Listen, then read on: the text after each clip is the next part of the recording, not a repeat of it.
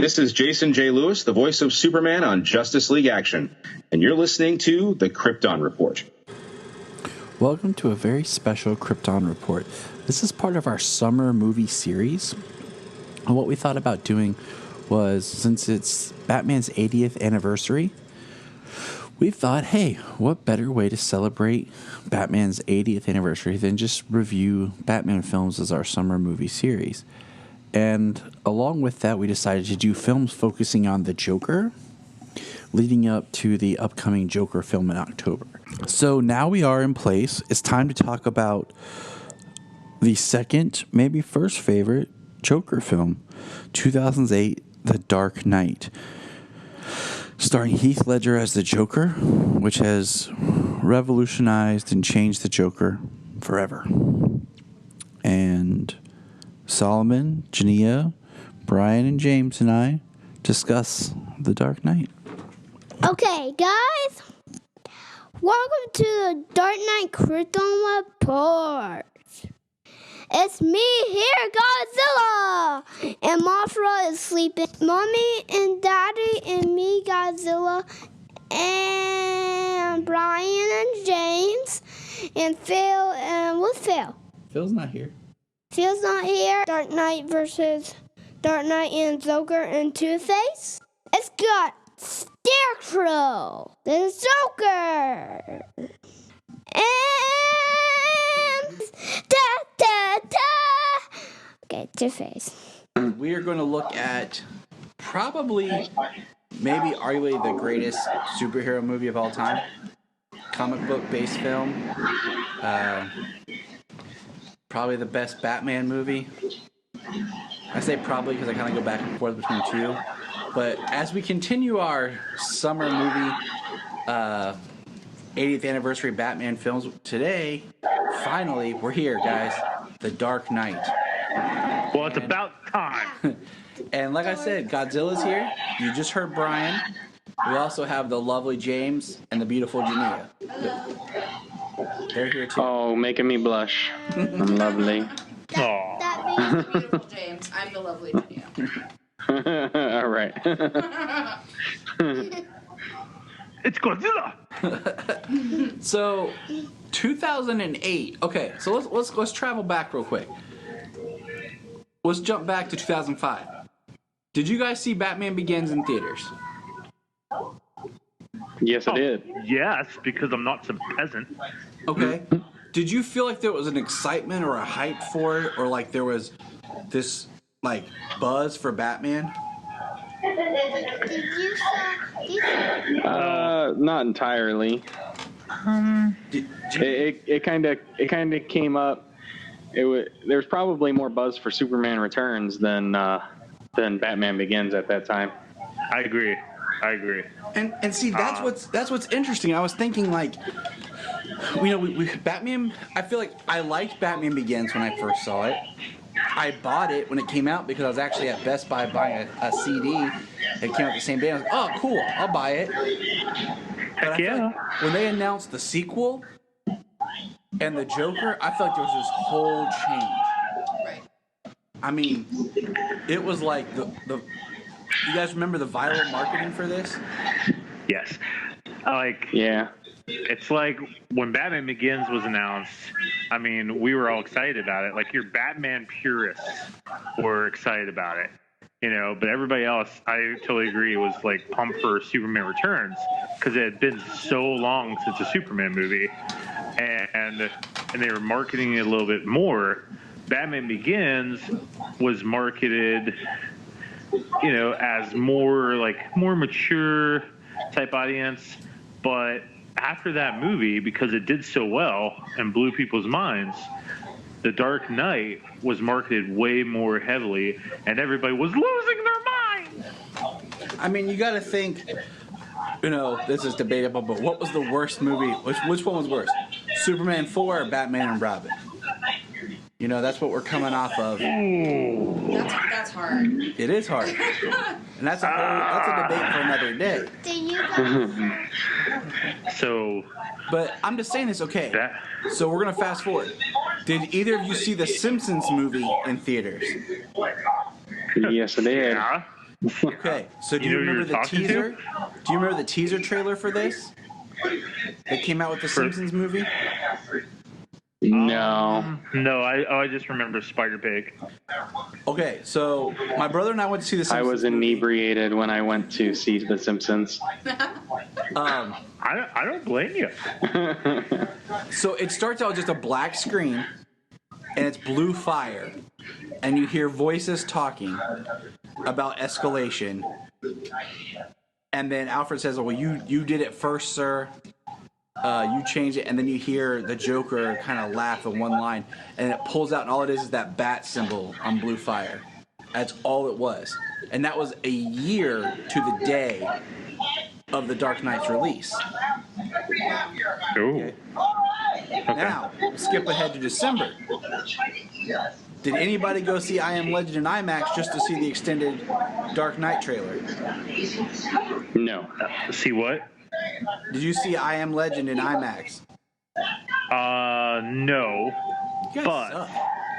There's not an IMAX theater within an hour of me, so. Calm down there. But I had a college did roommate who see. was obsessed with this movie, so. Well, I did go to the theater, and I did see the IMAX preview. Pittsburgh did a little. You could see the IMAX opening scene. You could just go to that. It was like a little screening thing, and I did go to that. See, and It that's was what. just that 15 minutes. That's all that you got. That's what we went. We drove to go to the IMAX theater just to see this opening bank heist scene, and then the trailer that follows it was real quick. So.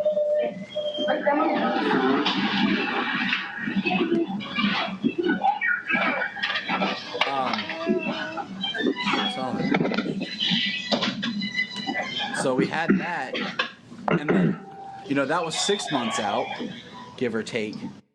And, we had the viral marketing build up for it. Now, do you guys remember when they released the first picture of Heath Ledger's Joker? This was 11 years ago. So the first picture they released was of his face. It was kind of cocked backwards. And the eyes were in black shadow. And you saw the white forehead, the white mouth, and then the scar, the red smile. I was working at Hot Topic seasonal at the time, and they got that T-shirt in, and I just remember it being a big deal for that first reveal Joker photo. Everybody talking about, the scars and what's this? And it just kind of kept going. I think I know what you're talking about. Yeah, right there on the disc. Yeah. Yeah.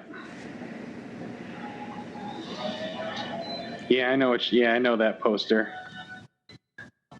It certainly looked creepy.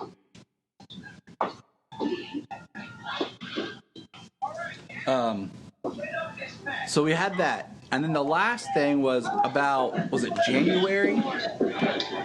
Is when Heath Ledger died. I don't remember. I want to say it was because it was January or February, I want to say it. But I want to say it was January. All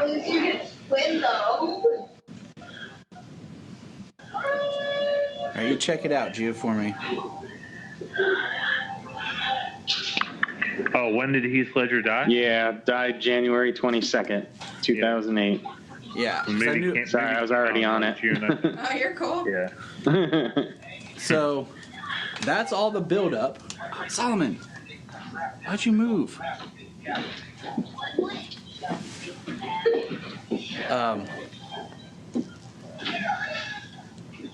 You okay? And then, did you guys go opening night for this? Yes, it did. Yep, I was in. I was working till 11:30 that night in Uniontown, Pennsylvania, and I went to the midnight showing right after work. I drove probably about 85 miles per hour to get to a theater 20 minutes away. Wow. I was not playing. I had to see this movie. And I went alone, and I sat in the back, and it was the greatest moment of my life, even better than my wedding.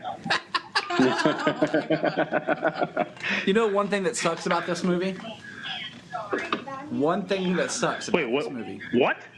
is that it came out in July, and I didn't meet Jania till October. So we did not get to see this together. That's okay. I saw it on opening night.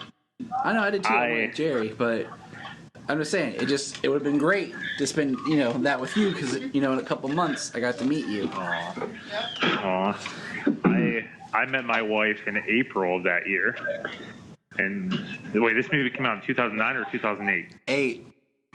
Yeah, 2008. Yep, I met my wife in April of 2008, and then she went on a mission trip for the whole summer. So I needed Batman. I missed my woman. Amen. I just remember there was so much hype and buzz about this movie. It was ridiculous. And to me, like, this movie feels like a sequel to Batman Begins, but yet it has a different feel to it completely. Yeah, Batman Begins was so good that this one definitely was riding high on its coattails.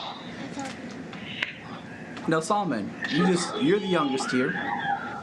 So, you guys seen the Where of Batman? Yeah, they've seen Beware the Batman. We're talking about this right now, buddy. Yeah, talking about the Dark Knight then. Now, okay, so we're about to jump into the movie. The opening scene I've probably seen maybe 100 times. Because Why not 101? Best Buy, for displaying their Blu-ray technology and surround sound, had an exclusive that in their store after the movie came out. They had that opening scene playing repetitively. Hold on.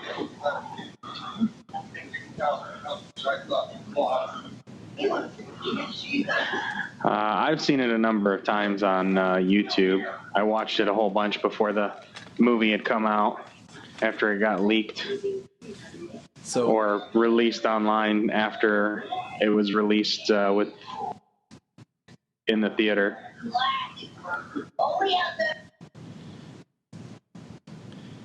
So Jania, I think you remember part of this because you came over and made me call this.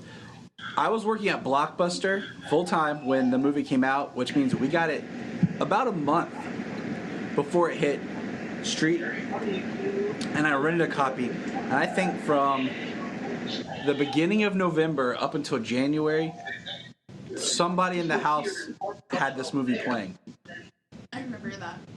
Like, one of my roommates, I had 4 roommates, we were renting a house, had this movie 4 roommates? Yeah. for like 2 months straight. It was like the Christmas that everybody got this movie. I remember I came over to your house one night to borrow Supernatural, all your discs, and somebody had it playing when I walked in the door. It's like if somebody came over to like hang out, they're like, "Hey, have you watched The Dark Knight yet?" I've definitely watched this one the most out of the quote-unquote Dark Knight trilogy. I watched Dark Knight Rises the least, even though it was filmed mostly in Pittsburgh, and I probably should watch it more. But it's just so good. I'm sorry. So I understand. Now, how many times in theaters did you guys see this? There was an opening night. I think I might have saw it maybe 3 times. I saw it 3.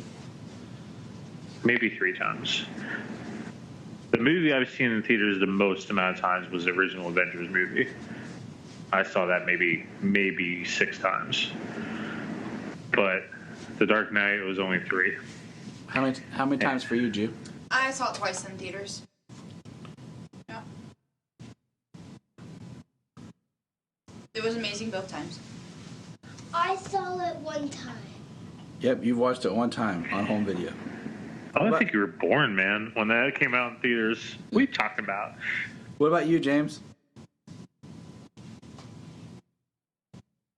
I think James went to tuck his kids into bed real quick. Yep, he did. My bad. So, I mean, that's where we are with The Dark Knight. I remember the suit reveal, how everybody was like, oh, the suit's so good. And I mean, there was just so much excitement for this movie. You couldn't escape Batman, The Dark Knight. I mean, when they officially gave the title, the sequel was going to be called The Dark Knight. I remember being frustrated that it was going to be 3 years in the making and not just the average 2 that we're so used to for these type of films. Totally worth it. But I mean, this movie just took it to a new level because before this movie, Christopher Nolan did another movie called... Do you remember what it's called? Inception. No, that was before The Dark Knight Rises. This is between Batman Begins and this was Prestige. Oh yeah, such a good movie. Which is my favorite Christopher Nolan movie. It's my favorite Nolan movie. Prestige is your favorite Nolan movie? Yes. That's a good one. It is. Do you guys think Dark Knight Bane? Yeah. Dark Knight. Yeah, so this movie is called Dark Knight Joker. Dark Knight Joker. And then An interesting title. And then there's Dark Knight Bane and Dark Knight Scarecrow. And Batman Begins. Which is Dark Knight Scarecrow. Yeah. Dark Knight Scarecrow. Well, That's but how we, Ra's al Ghul was the main villain there. He don't care, okay? Do you want to start it right now? Okay, we ready to start it, guys? Yep. I don't know. All right. Are so you ready to start it? How's everybody watching? On my DVD on my computer. I will be doing the 4K edition on my Apple TV.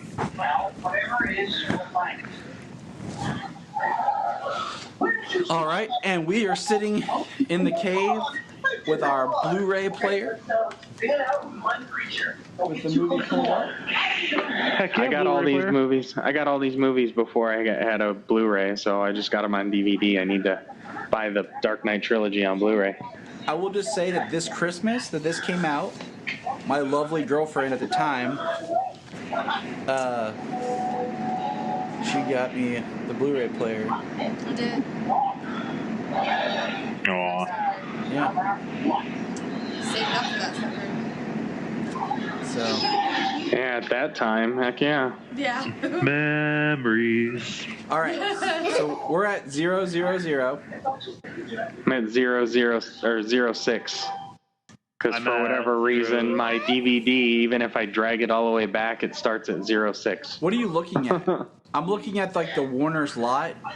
I'm looking at a black screen. I'm at 0. Okay. Basically 0. Oh, I'm at 00.06, and it's like the start of a Warner Brothers logo. All right. I'm at a black screen. We're just gonna kind of go from here. Hey, why don't we start it? Hold on. Let me think here. Why don't we start it with? Go to 0, Brian. You know what? Your mom goes to 0. Okay. I don't know how to take screen. that. Yeah, that's what your mom said. I'm sorry. Let's keep it PG here. All right. Are we all at 0? I'm still laughing at my joke. Yeah, we're all at 0. Black screen. All darkness. Dark night. All right. Solomon's gonna count us down. When he says 1, we hit play. So do it really loud. We're all at 0, right? Black screen. 2, 1, Play. go. Go. Yep. All right.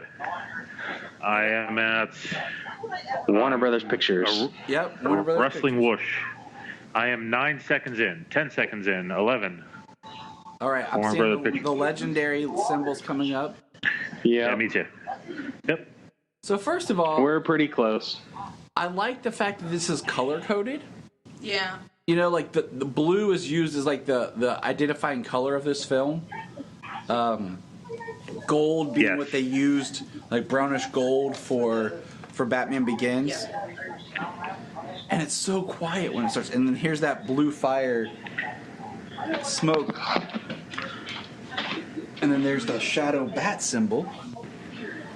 I thought that was so badass, man. And then boom. So right from the beginning, this is crazy if you think about it, because right from the start, this is just a city. And it looks like a different city too. Oh yeah, straight up. This movie has a completely different feel than Batman Begins. Like, this movie is so raw, and that's something I love about it, is it looks like there's no sets. Like, they're just filming everything location. And I mean, here's the shot of the Joker on the corner with the mask. Gosh, I love that. I love that scene. I love that angle. Just the pose, holding the mask in the hand. That mask is a homage to Cesar Romero's clown mask. Yep, and we actually watched that episode not too long ago of Batman 66.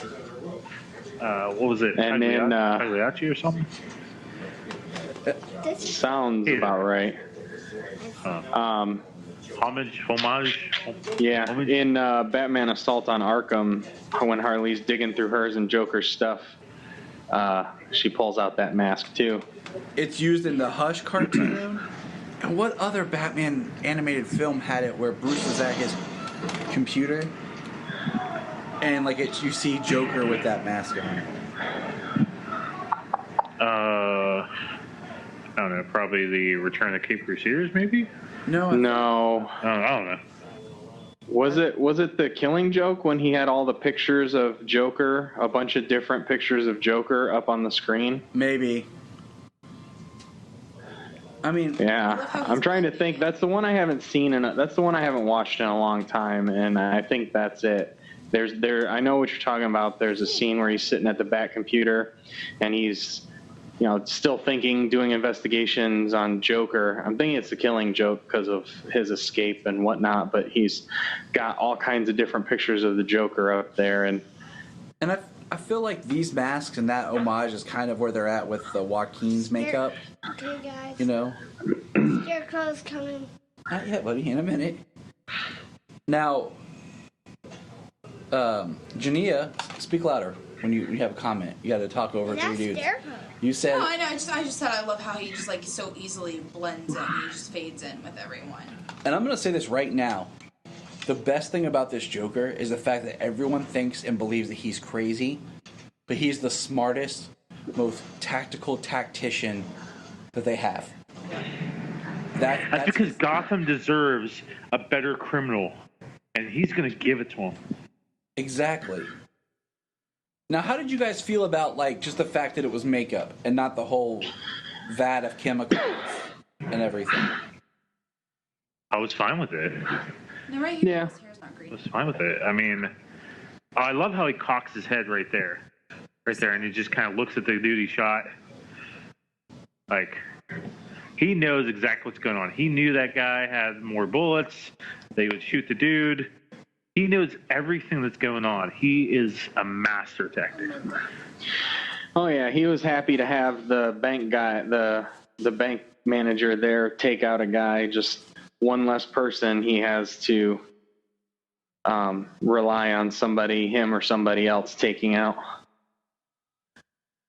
And another thing I love is how he has each guy kill the guy that completed the job. Yeah. I love that.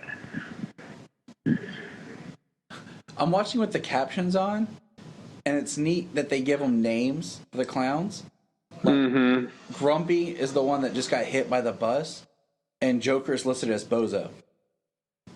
And then there's Driver.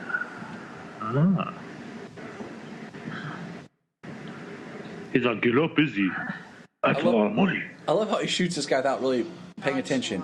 Just totally nonchalant. And the way he walks is beautiful.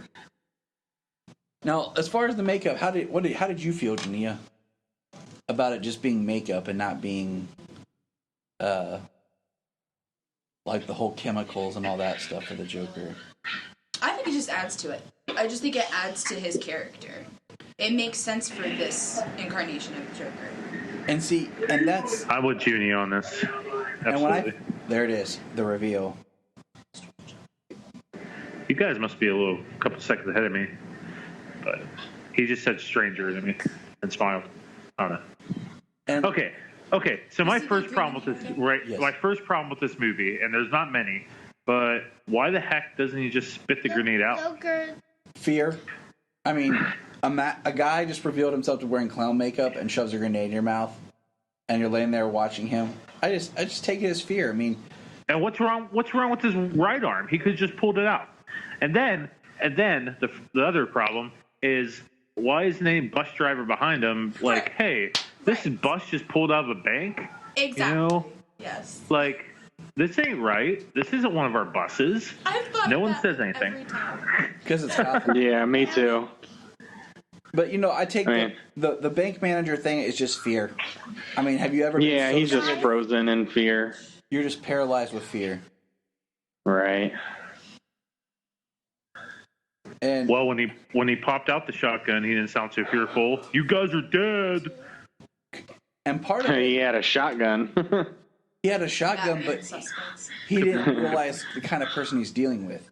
Now, can we take a moment to, like Jania pointed out, if you pay attention in that scene, his hair's not green when he has his mask on. Nope. But when he pulls it off and he walks away, his hair is green. Yep. So that also kind of makes you think, was he standing on that street corner with his makeup on and nobody noticed a dude on the corner I know. I with thought makeup that too. on? Yeah. I'm like, Hey, I think it's Gotham like just doesn't care. yeah, it's a busy city. I mean, think of Chicago or New York. Yeah. You know, a lot of people are just not going to pay you any mind. that, or he could be like a street performer. You know what I mean? Like that's what people's minds. Yep. Solomon, who's coming? Scarecrow's coming, guys. Now, this part right here, I loved. It made me so happy because it's the first time we've seen in one of these Batman films continuity. I love that there's this overlap that Crane's still out there. I did love it too. Crane's the only one to be consistent, the only villain to ever be consistent in many films. Solomon likes Scarecrow. He does. Because Solomon's a genius. Yes. But I just, we had seen so many Batman films and stuff before where nothing had carried over. And You I know, and I love that he shows up in the suit, like the suit from the last movie. Yes, I love in that a line. different Like, in a different Batman film, Cillian Murphy Yeah. would have been an incredibly scary Scarecrow. Yes. He's He's great. great. He is. I still like that line. My dogs are hungry. I don't know. I like that line. I can't do the accent. but I That's just more like it. I just like the. Let's fire our handguns at the tank. You can tell this is made by British people because it says loiter. No American Loiter. would say loiter. Intimidate. Intimidate. You're right. I love this, like the swell, the bending of the gun. I like this because there's two That would- Batmans. I love that Something like that would make him something like bending the barrel of the gun like that would make him seem like, as stories were passed down, like two Batmans. supernatural. Yep. Like bending a barrel of his gun with one hand. The only thing that kind of I didn't know Batman had a bat can opener. Yeah. This is one of my favorite scenes. I will say I love the way his cape moves. Like, it just looks so cool as he walks away. It almost looks velvety right there. It's really cool. Just, I love. Well, what This I is love where his about knee this is problem comes from. It's just so raw. Batman jumps. well, my only problem with that cow and cape combo is when he stands there before he jumps down. It looks like that cow could be knocked off at any time. Like, it looks so loose in the back. Yeah, but I know. love the formation of his costume. Now, I will say I hate the It Batman does look voice. good. An evolution. Poor Christian. Yeah. Yep. That, Yep. that's the problem. Like, Batman number 2. He got that tea and honey recipe from Andy Serkis for his throat for doing the Batman voice. I mean, But I like his I don't know, but I would. in Begins. Begins was cool. Like, it was fine. But this one, I feel like he takes it too far. Now, He's pushing it too hard. Oh, he is. Because the other day I watched Begins and then I watched this back to back. I haven't watched Rises yet, and Begins, his voice is way different.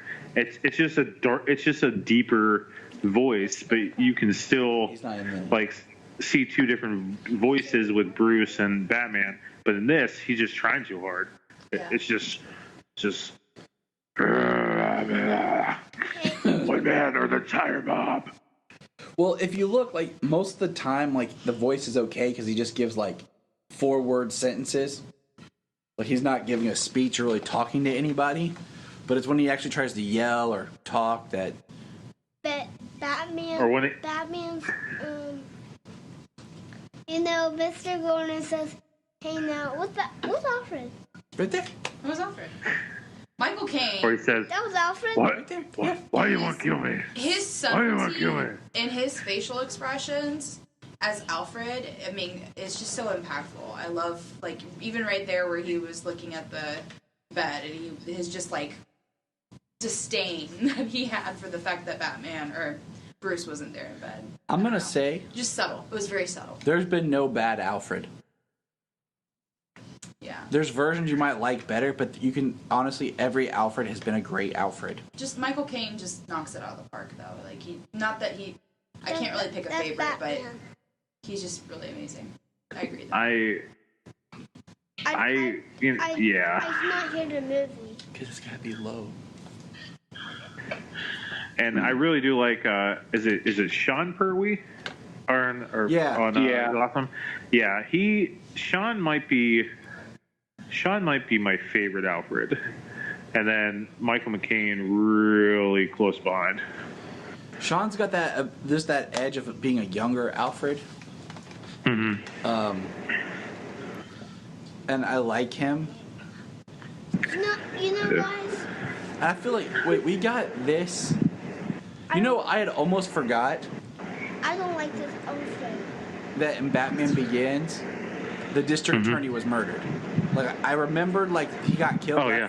I forgot that he was, like, the district attorney, When I watched... Oh, yeah, he got shot and thrown in that crate, right? Yeah. When he found the microwave thing, yeah. Yeah. Yep. So, I mean, Michael Caine's a great Alfred. I've just always been such a fan of Jeremy Irons. So to see him in BVS and Justice League, he's fantastic there. He's just he's like a different kind of Alfred. You know what I mean? Yeah. He's got his own. Well, he's kind of like that MI6. He's more kind of, like almost. He still does. You know He what I mean? still does some of the stuff. Like, he serves him food and stuff, but he also works on his tech and things. Yeah. So He's he's very in between. Yeah. I feel like he's more like the partner in crime, Alfred. Like, I'm your back, I got your back kind of guy. I'm with you. Right. Less of the butler, more of the it's like we're in this together. It's like he's the butler for show. Yeah. Yeah. More of like there's no way you're not gonna do this. So you would need at least somebody watching your back. Mm-hmm. Now, Aaron Eckhart, I love him in this movie. He's one of those actors that I really like, but he never appears in a lot of movies I like. So I love him in this movie. He's not someone I would have thought to cast, but man, do I love him in this movie. He has a really good face for this. And what I mean is, like, he can look really genuine and kind of like, sweet hometown boy, and then the next minute he can look kind of sinister. He's interesting. Okay, you find him cute. We get it. Oh, I can appreciate this man's face. no, I'm just saying that, like, there's a duality to his face, which makes him perfect for Yes. this character. Now, real quickly, how did you guys feel about Maggie Gyllenhaal stepping in for Katie Holmes? I'm gonna go first. I can't stand Katie Holmes. If I was George Lucas, I would have asked Warner Brothers to just pull a George Lucas and just have Maggie Gyllenhaal redo all of Katie's scenes in front of a green screen and put her in there? George Lucas? You mean Christopher Nolan? No. You know how George Lucas was, his whole thing was green screen Star Wars, replace actors with CG, manipulate the footage. Touche. Good point. Yeah, you're right. You're right. My bad. That's what I'm saying, like... My bad. Okay, I don't know. Like, I go second. In the first movie, I mean, Katie was okay, but That's Mr. Golden. I don't know. Like when she slapped him for the gun thing, that might have been her only like really kind of decent scene. But like with Maggie taking over, I was perfectly fine with it because you felt more emotional things. I don't know. Maggie's a better actress. That's what it is. That's the answer. Okay, I go first. For sure. I feel like Katie cheapened the first movie. But Jania's pointing out, like, admire Dent's office. Just how busy it looks like. He is dedicated to his job. Yeah. And from a production point of view, I love the fact that you can just see normal traffic behind him. Like just cars going back and forth that are just normal. It's not like they have someone out there controlling traffic or anything. It just feels like another movie. Yeah, what's up, Solo? So why... Okay, I go second. Okay. Why his hair is orange? It's not orange. It's blonde. Kind of looks a little orange. Why his Why his hair is blonde? Because that's what color the actor's hair is. Yeah. Well, I think that Solo. I think it's to emphasize that Harvey Dent's a little bit of a pretty boy, and it's to it's to show he's a bit of a pretty boy. He's different than Bruce. I think that's what they're going for. He's different from Bruce in a lot of ways, and the blonde hair is just kind of helping with that. And it helps his face, and your mom likes that. So I gotta point out real quick here, the guy who's playing Lao just got cast to play Shang Tsung in the Mortal Kombat movie. So just throwing that out there. I wondered if that was him. I wondered. By the way, this red-haired guy, it should have been Edward Nygma. That's all I gotta say. It should have been Edward Nygma. That's all it had to be. This guy looks like a guy we were going to college with at the time named Ridge. So when His name was really Ridge. Yeah. Wow. So when this came out, everyone just called him Ridge, and Ridge got pinned as the guy who tried to out Batman. So it's kind of funny. And what happened to Ridge? He went on to sell furniture. That was the last thing I knew.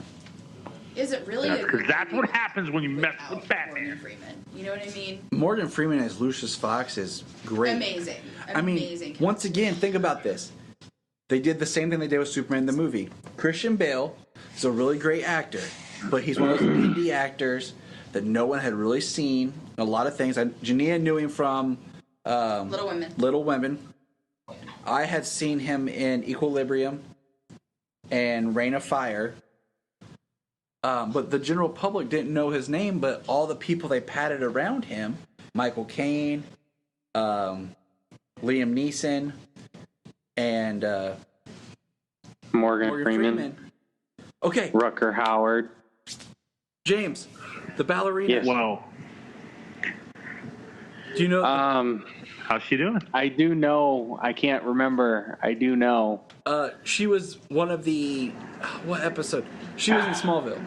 We just learned this. James and I did. Yeah. Really? Yeah, the actress who's the ballerina lady here. Oh, she's the girl trying to win prom queen. The girl with the thing. Yes. It was the it was the spirit episode. I must say, it's the episode that I reviewed with Zach. Oh, I feel horrible. She's I the told you girl it was who the girl with the crashes thing. the car and her ghost possesses everybody. It's when Tom Welling acts like a chick. Yeah. Oh, that episode. Yeah. It's a toughie. Why she's Wow. I love this. tie on him? I love the conversation because, this is one of the few times we get to see the characterization of Bruce Blah, Wayne. blah, blah, blah. And he's saying things to lead Harvey right here. It's shot beautifully. Like he's paying attention to what Harvey says, and it's one of those. Rachel knows. Oh, here we go. The line.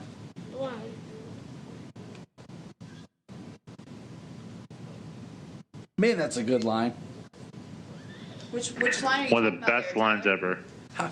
You either die a hero or you live long enough to see yourself become the villain. Yeah, that's a good line. And I love how they cut to Bruce there, and then they cut to, what the heck's her name? Rachel. Like, I love how they cut to Bruce, and Bruce is like, Dent could take over for me. And then Rachel picks up on it, looks at Bruce, and like, yeah, I like that. Never mind. No, it's great. I completely am for it. And then here we go. Oh, yes. All right. I mean, What I I've been like that waiting we for. have Michael Jai White, who I still say could play Spawn right now again, but Heck yeah, he could. It was amazing. So I gotta tell you guys. So all the I have that director's cut on Blu-ray. How you going? Now, when I saw all the promotional stuff and Heath Ledger was cast, I was like, I don't know. Even that opening scene, I was like, okay, there's potential. But when he walks into this room and he does that magic trick, I think I even yelled at the theater with everybody there. That's him. That's the Joker. That's it. And that's what sold me. We clapped. I love the fact that the Joker wins because everybody underestimates him. That goes back to what I said. He's so smart that he has this persona of craziness, and nobody takes him seriously. Everyone's focused over here with he's doing the sleight of hand over here, and that's how he wins. And not even Batman took him seriously. People who Because are at the end of Batman ridiculous- Begins, he's like, I'll look into it. I think people And then who earlier he's like one man versus the mob. And they should have been. You just gotta tell it, Jania.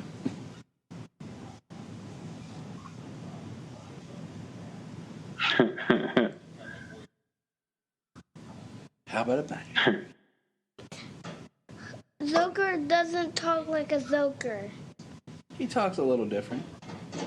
I'm going to make this pencil disappear. So beautifully done. And Joker doesn't talk like Joker. It's not gory. It's not overdone. It's just boom and perfect.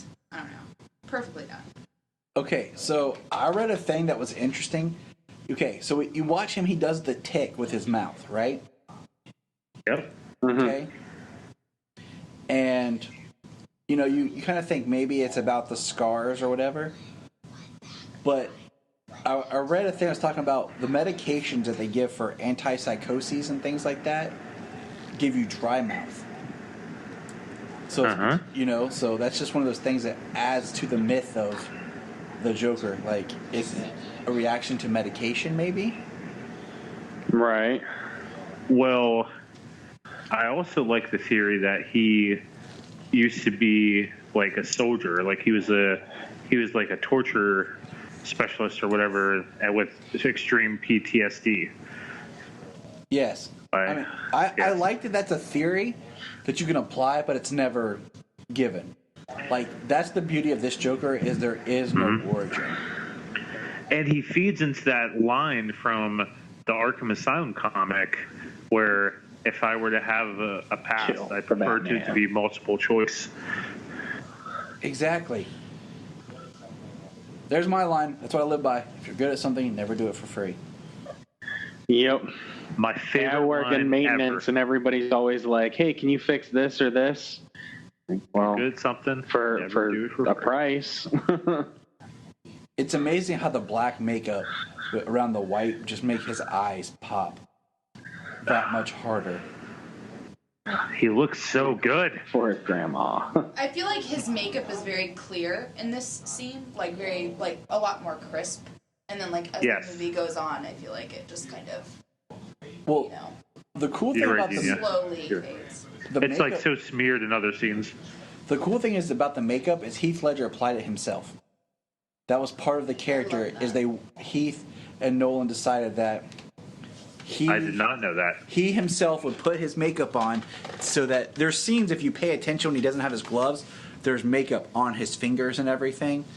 Yep. So that it shows that it's part of him, like it's him. He applies his own makeup, whether Heath did it or not. It's part of the character that he applies the makeup himself, because it's not always identical. And like depending on like he's trying to look all nice and he's going into the meeting, he's got fresh makeup on.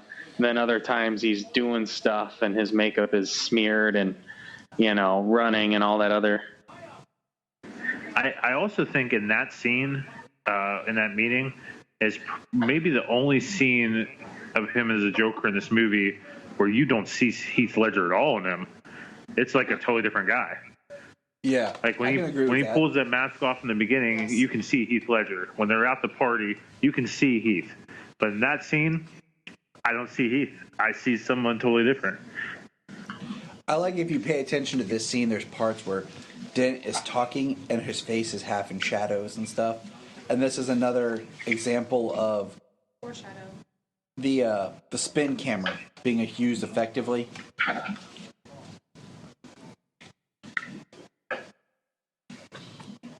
Oh man, moving bookcase. Janine and I have always said that we want to put in a bookcase, have it move, make a secret room and stuff. Tyler, it's not secret if you tell everybody about it. All right, I'm gonna edit that out. Guys, that's all I've ever wanted in life. I've always just wanted a secret room. That's all I've ever wanted. And now that I have more than anything, like I need bat poles. To the bat pole. Cut out a giant hole in your floor. I swear I'll do it. Like turn the utility closet into a pole to the basement, to a bat entrance to the basement.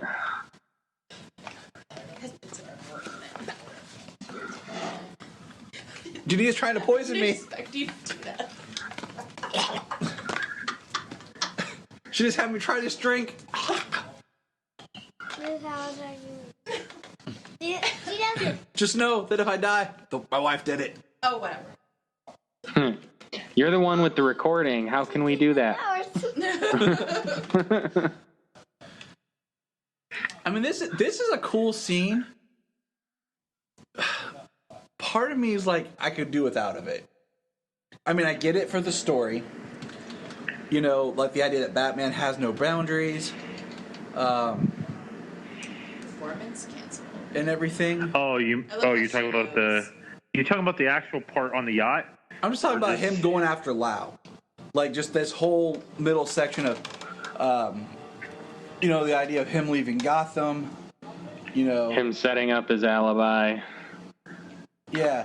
And you're going to tell me that none of these ballerinas would make a comment about what it all boils down to is these ballerinas just have nice faces. That's all it is. They just have nice faces, right, Junior? He says rob his bag. He's got, let's say, all them ballerinas are now on a beautiful, billionaire's beautiful sailboat without him, like, just the ladies with whatever they have and whatever they want. Alfred is living the dream. No, he's not. He just got mad he has to apply sunscreen. I wouldn't be mad. No offense, Jen. Oh, wait, you can't hear me. It's like Harry and Lloyd being oil boys. There's a town. It's actually that way. The first story? This is the first story about the scars.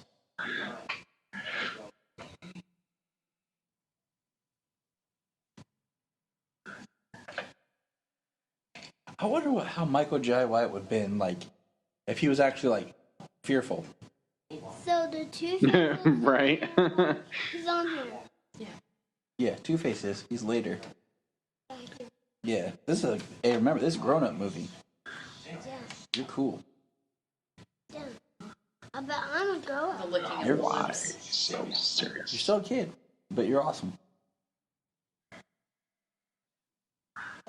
Smile on that face. There's another one of them. Great. And And why so serious? The editing with the music editing in this is amazing. It's so good. This movie is cut. I always so wondered tight. what he did because he just like dropped down dead. It wasn't like he slit his throat or anything and he's all like, you know, in pain, gagging or nothing like that. It's just Jania has a good theory. Maybe like up the jaw. tryouts. Oh, he had his mouth. Yeah. When he had the knife in the mouth, he could have just like up through the top of the mouth. Right. Maybe right through the back of his mouth, like brainstem or something. Yeah, that's what I was thinking. Just something really direct. I want to hear Junior's theories. But I wondered it too. Like, okay, he just a little scared. Mouth, like, how'd he die? Like, no, I think we need a woman's point of view in life. You know. Oh. Mine can be dark sometimes. That's why I married her. It's okay. I'm like the king of darkness. What are you talking about?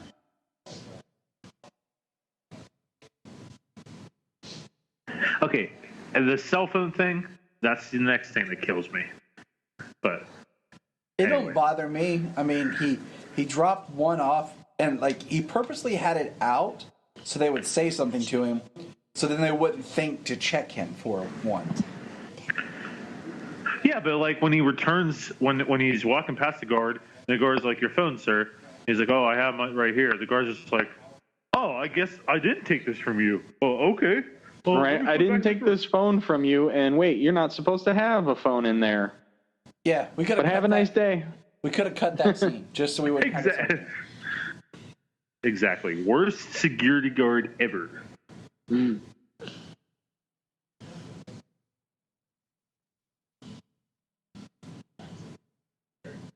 Sounded like comic book guy there.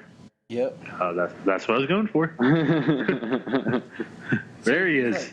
Worst security guard ever. Okay, sir. I'll just put it back in the drawer. It's his confidence level that does it, though.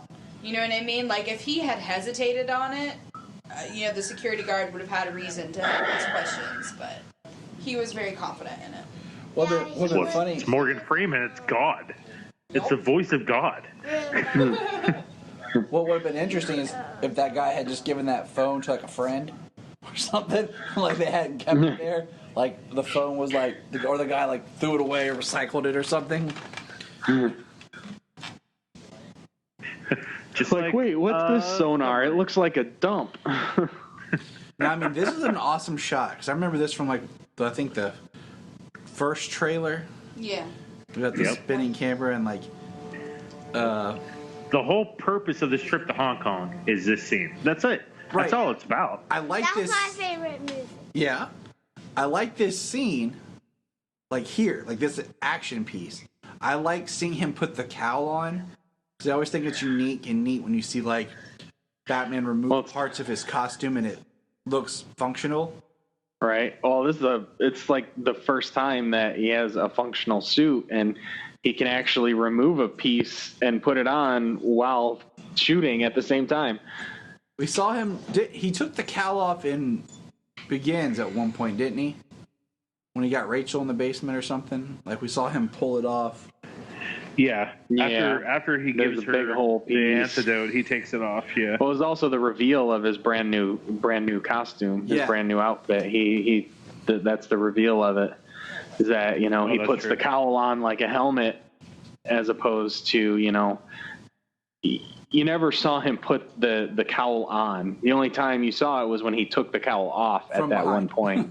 Yeah. See, there's the shot right there. See, I'm not sure if I'm a huge fan of the color of his belt. I feel like it's almost a little too flashy. I can get you know what I behind mean? that. Because everything else That's is a good very point. tactical, and like the coloration is kind of you know what I mean? Like it's meant to be. Especially at this point. Yeah, that's kind of where I'm at with it. Because So- the first costume was so much built out of necessity and then trying to piece it together. That's why it looks very homemade-ish. Right. With like this was made. This is refined. Yes. Yeah. This was made specifically for him for this mission, and I can get behind that. Like It's if he's trying to be covert, you know what I mean? Like it's just I don't know. Nope. Being nitpicky, but still. That's what we do in these. We love these movies, but we can pick them apart for fun. I mean, have you listened to Brian talk? I pick apart everything. Gosh, like he totally does a tuck and roll, like in the window. Like he could have just flew right in and made a bigger hole, but he decides to just do this weird tuck and roll. And who the heck is this loud guy cracking his neck when he like cocks back his gun? Like, what the heck are you gonna do to Batman, you douche?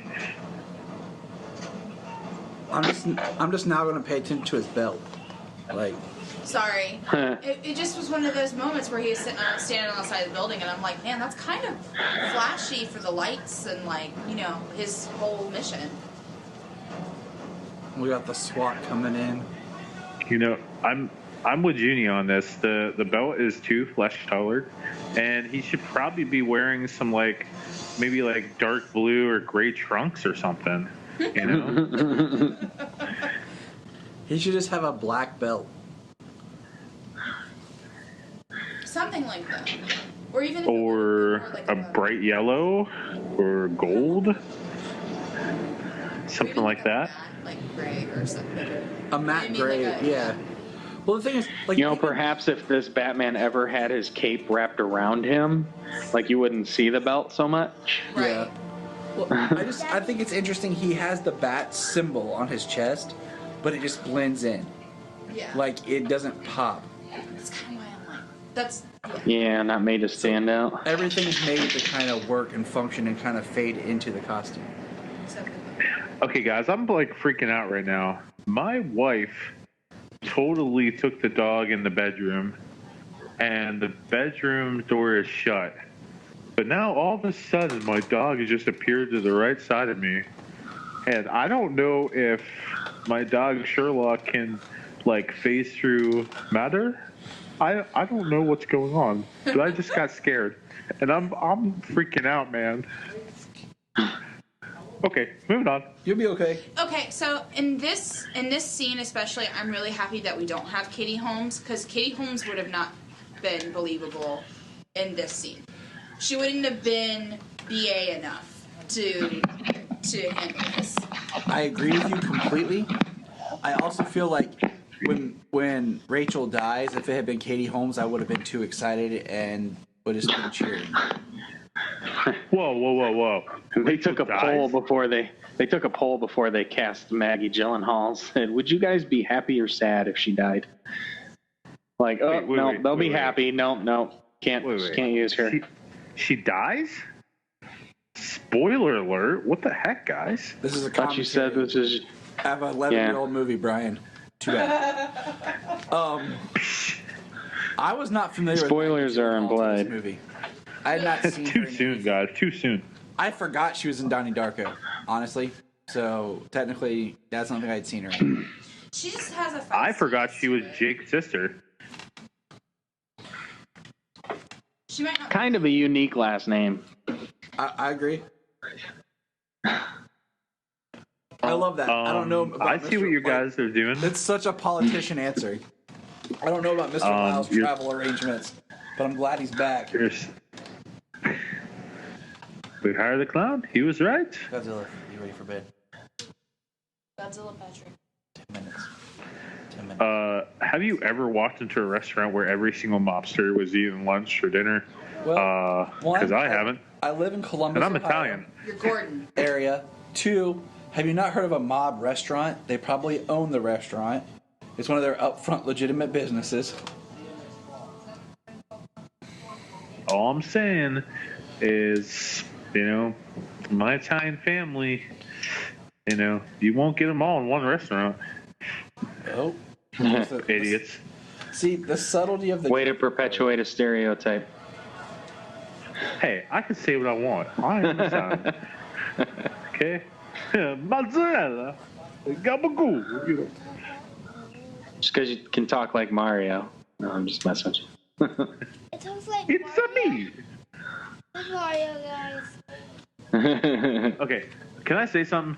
This mayor, he looks like he's wearing eyeliner, dude. And I know he's got to be wearing eyeliner. In every shot. That's Yeah. Nestor. I can't remember. That's his eyes. I've seen him in a couple other things. His eyes just have this darkness. Eyeshadow look? Yeah, Eyeliner look? He's got some cool eyes. Yes. What does Junior think of this guy's face? Oh my goodness. Too much eyeliner, Junior? Not enough. Does he need to put some blush on his cheeks? Like, what's your feeling on this?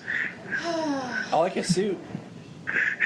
He does have a nice suit, though. I'll give See, him that. I like the use of the 3-button suits because it calls back to that Batman like 20s era look without being too in your face about it. Well, 3 buttons is a little 90s, Mr. Wayne. That is so cool. Yeah, that's intense. When it drops in and smashes the window. It's a heck of a statement. As scared as the mayor was, I wonder if they even had let him know that somebody was going to be smashing into the window. Oh, I wouldn't have. As a director, I wouldn't have told him. Just to get that natural reaction. Yep. Daddy. Deliver your lines, walk up to the window, doesn't even know. Bam! Back of the CD. What's the CD? It's on the floor. Really find it interesting how lean Bale is. Yeah, and You know what I mean? Like if you put him up against Affleck, like Affleck is like Affleck would eat Bale alive as he Batman. would. Affleck is a tank. Yeah. He's bigger in Batman Begins. Now, do you guys know that this whole scene of the interrogation was shot handheld camera by Heath Ledger? Like Wasn't this actor actually That I did know. I did know that time? one. This actor was actually scared. Yeah. because I mean, it's not like there's not like a professional cameraman or nothing. Like, it's just him holding the camera and doing it.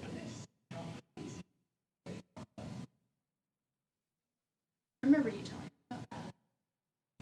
I cannot see. You looking for this, buddy? Yeah. See? Yeah. I'm a man of my word. My buddy Devin had that as his ringtone for an alarm on his cell phone. That laugh. Joker. First time he set that thing, scared the crap out of me when it went off. Hey guys, I think it's a the Joker. change in his voice modulation, like it's creepy. Yes. It's so creepy. It just adds to everything. I mean, when this Joker premiered, like the Joker has never been the same since this movie, like in any form or facet. Like You're right. You're right. Because shortly after this is when Brian Azzarello wrote his Joker with Lee Brahimo, where they made him an even darker character in the comics, and The new 52 Joker just 2 years later, cutting his face off. And Batman do. Oh, here's his douchey entrance. so we get another scene of. This is something that kills me. Like, the Joker just killed the dude. The dude's hanging off the building. You know, Bruce sees this video of the Joker's going to kill somebody. And what does Bruce do? Oh, you know what? I'm going to go to a party. I'm not going to go hunt this guy. Well, the thing is, it's a fundraiser for Harvey, and it's Bruce playing the. That's the two things. Yep. But it's Bruce. He has to make face as Bruce Wayne. This is the first time we see Harvey. Well, still. That's the first time he's kind of started to take the Joker a little bit more serious. But still, they're thinking of the mob. They just got the mob, like all of the mob. That's the true crime. Like this movie really could have been tied like Rise of the Villain, or like the creation of the supervillain, because that's really what we really get from this. Even though we had Ra's al Ghul and Scarecrow, this is where we get the true Gotham-bred supervillain. This is what all the bad guys in. Oh. I love how he threw out his drink. Yes. Just like he threw it over the ledge. Like It's got Killer Croc. that's a part of Bruce Wayne. Right, That's it's not. got Killer Croc. Yeah.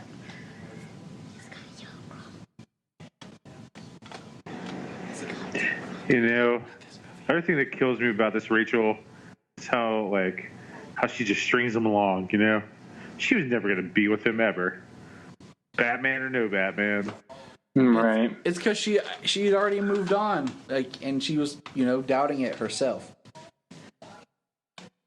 And then here's the hardest working man in Gotham, right here, who gets no love and respect, Gordon. All this man does is Darn right. Also, killer casting.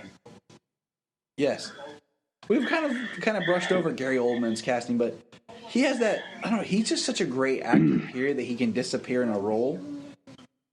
And he's just old enough to be Gordon and just young enough to be Gordon. Great observation. Oh yeah, he was. You're totally right. He's the best. He's the best Gordon. He's the best Gordon on screen ever. Period. He's the only person I Exclamation know that point. converting Dracula to James Bond. Yes, and technically, Yep. he's not even Commissioner Gordon yet. He's just Lieutenant. Soon No, to be. he's Gordon. He's still Gordon.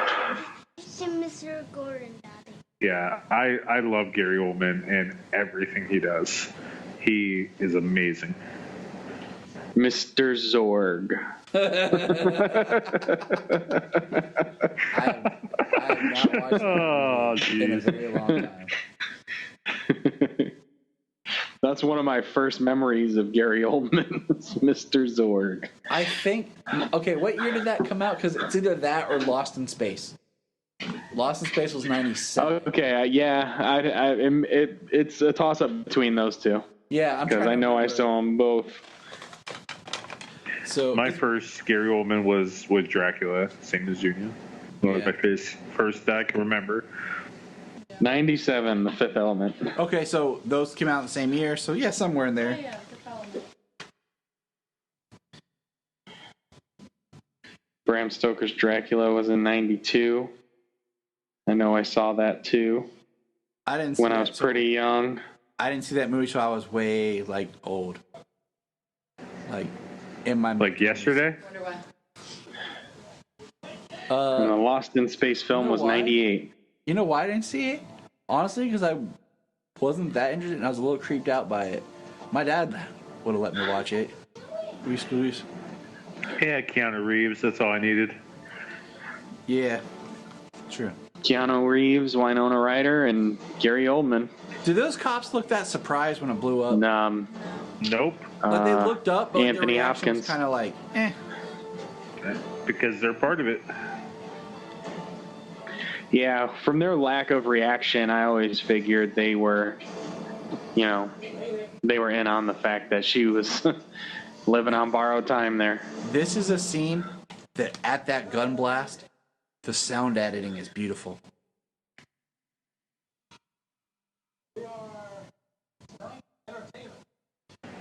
Now, I hope I remember this right, but the old man that he confronts and talks to is somebody's dad. Like, is it So Heath's what's your dad? favorite genre, Or guys? I'm trying to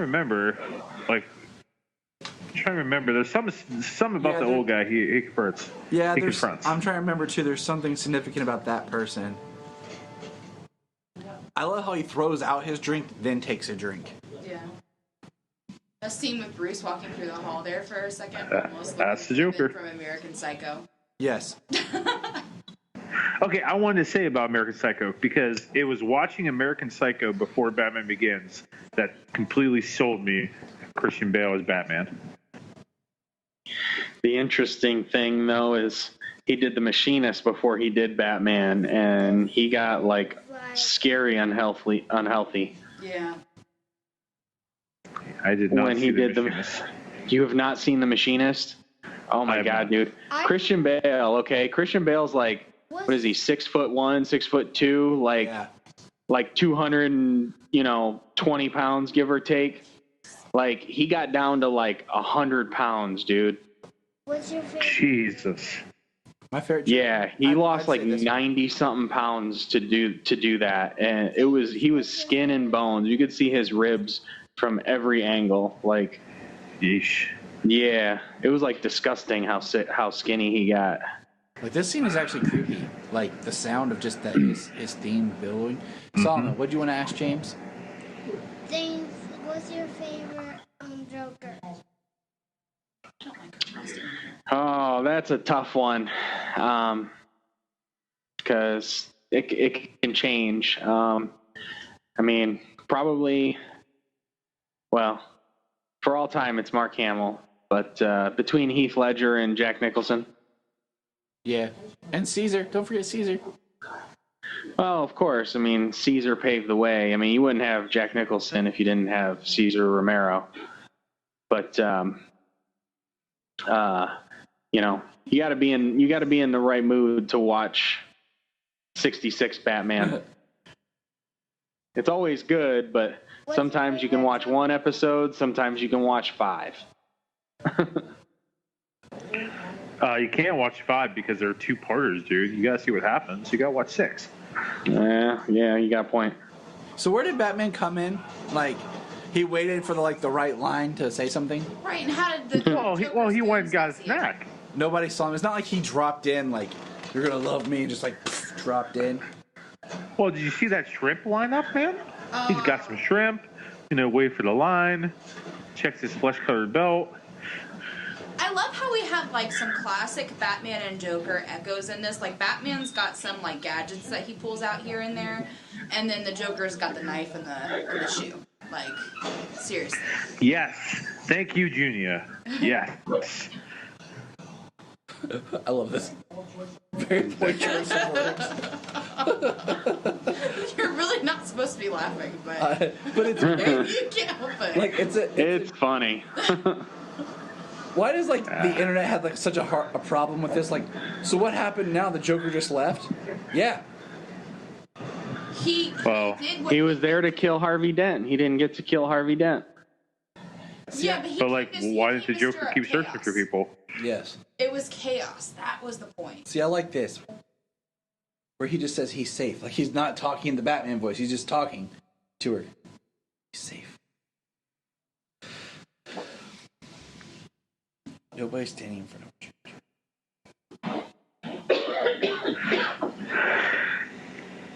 All right, Solomon, it's bedtime, buddy. Buddy.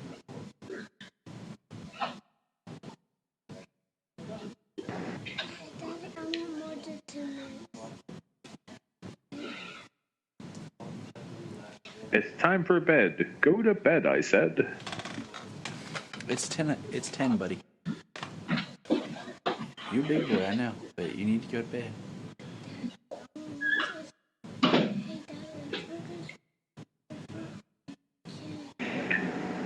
You crossed the line first, sir. You squeezed them. Criminals aren't complicated. Average criminal? No. I love this talk of philosophy just between the two of them. I personally like the idea that the criminals kind of created Batman instead of in this it's kind of like Batman creates the criminals. Yeah. But if you think about it, out of the Nolan trilogy, this movie stands out also because it's the middle chapter, but it's also kind of almost a standalone because the other two work as a beginning and an end. Right. Hey, Daddy, the 3 Batman.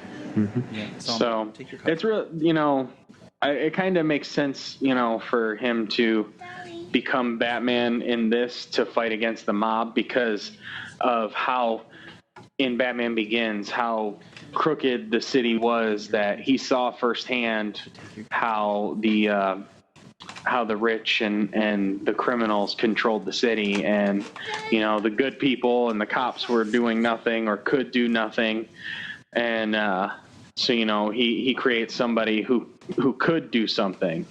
So, and then just the escalation, the response of somebody like, oh, Batman can take on the entire mob syndicate, but one person to be able to take on the Batman. So, I mean, it kind of makes sense. It's a little, I mean, it works better than, say, in the comic books where, like, you know, the supervillains are a response to Batman. Like, Yeah, I don't like that because I think it makes Batman look bad. Yeah, like I think the idea of Gotham the show where he becomes Batman to counter how bad the city's gotten, the supervillains that have come up, but the fact that, you know, some of the supervillains are geriatric by the time he becomes Batman, it's a little bit of a problem, but...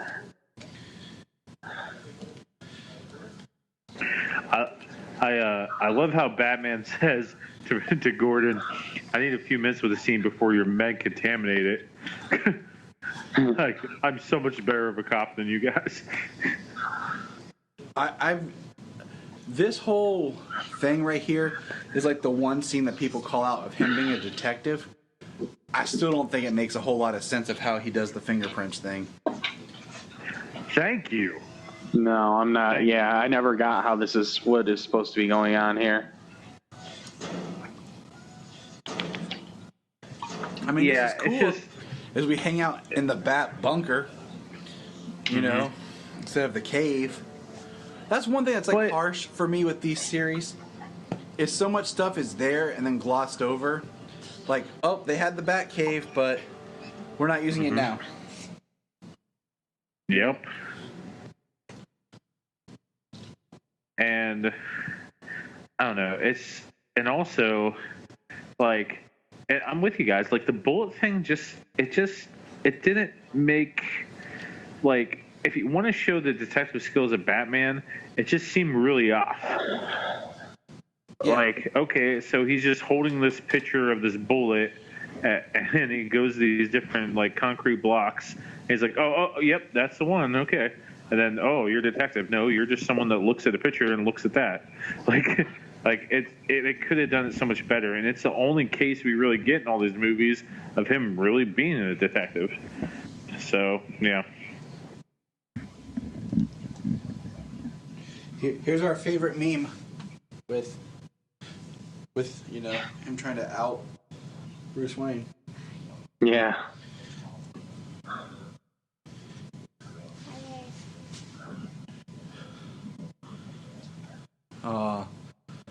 Poor Ridge.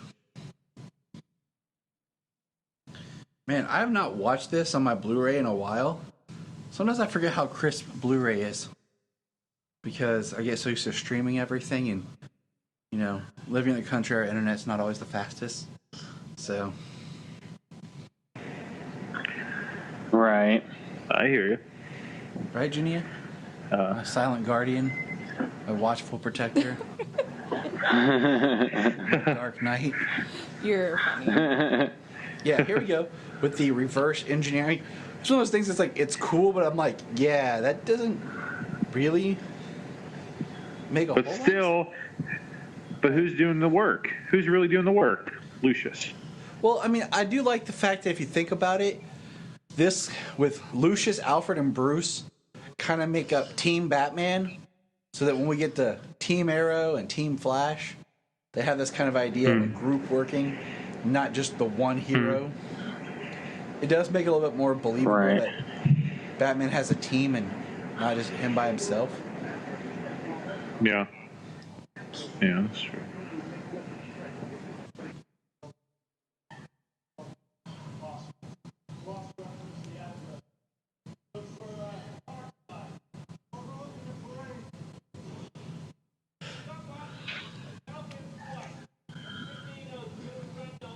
Robin?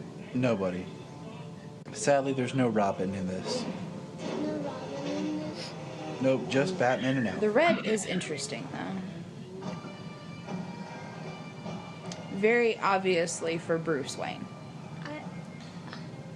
I think that's Robin's card because it's red. Oh. So, you know, coming up, I've heard of people saying like nobody noticed the Joker in the 21 gun salute guards and stuff, but apparently they weren't paying attention because like he took the whole group of people, not just the guy he's replacing. Well, so he's got his own people with him right there. Yeah, I mean, the only thing is, as you watch this, they're all looking up and out. Nobody is looking at the person next to them. Nobody's paying attention to who's around them. You know, and I mean, the thing with the Joker is the scars. That's what's going to give him away. And in one respect, it'd almost be kind of neat if the scars were fake, but he put them on as part of his Joker makeup, just to give him a different look. Right. But see how, like, even Gordon in that shot, he's still looking up. Yeah, they're waiting for the assassination attempt. So how you doing, James? Shh, Solomon, you're supposed to be going to bed. And I love this, that there's the timer with the just binocular, the scope. So that guy would have to be legit. The one doing the calls. He's not.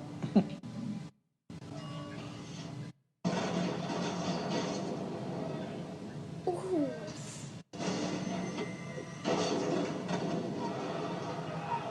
Ow, that hurts. And then they're just shooting in the crowd, like Chaos. No, it's interesting that who it is that finds Gordon, because he's not one of the crooked cops. But look, there we go. Harvey Dent. Anger. That's Harvey.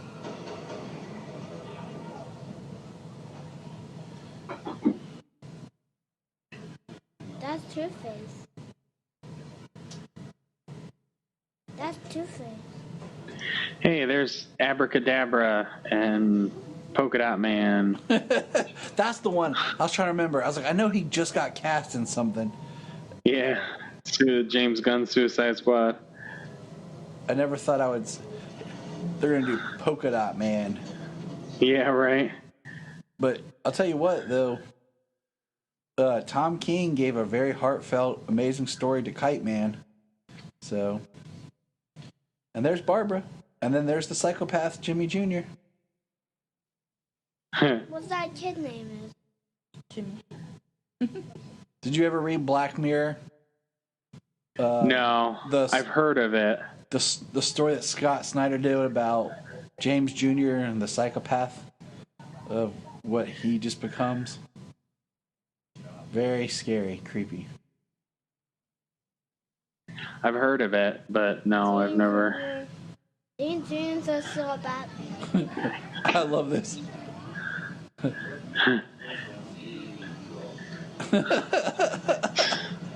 then Yep, she is not there to talk.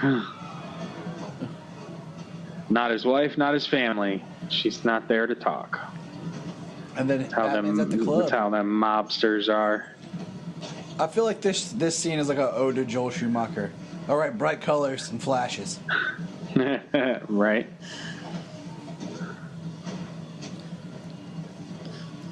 I do like that right there. The way he jumps up and just slowly lifts him up.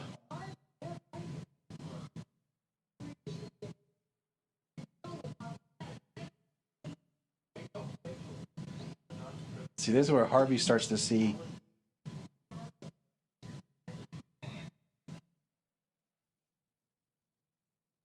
Oh, poor Rachel.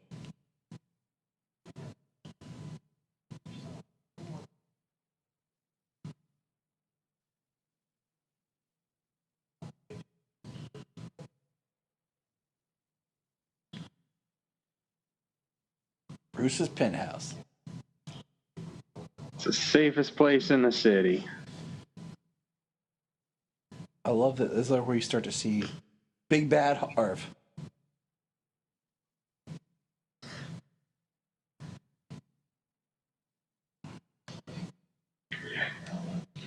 Pretty smart, though, you know? I mean, obviously nobody else knows what he's up to, but, you know, as he seems like he's out of control, you know, to other people. Oh! The breaking of his bones on his shins and feet. Oh. He must have friends. There you go, do it. Have you seen this guy? Someone knows where he is. You can even tell he can't breathe through his nose. Like, right.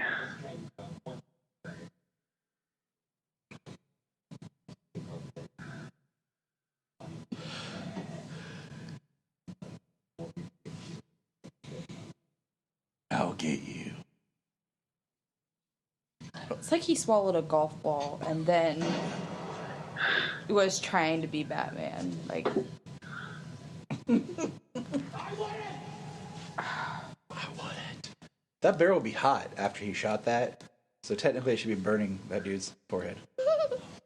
It's a fly zone. It would be hot, but unless he fired multiple shots in a row, it wouldn't like be hot enough to scorch his forehead. it looks red. Slightly. Yeah, the heat and being pushed against his forehead. Yep. But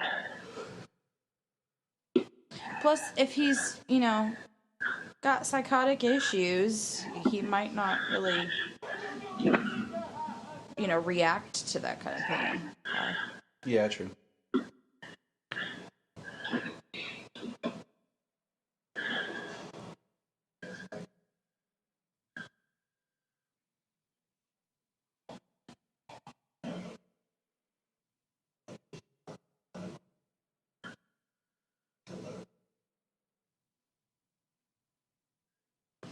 Michael Batman just walks away.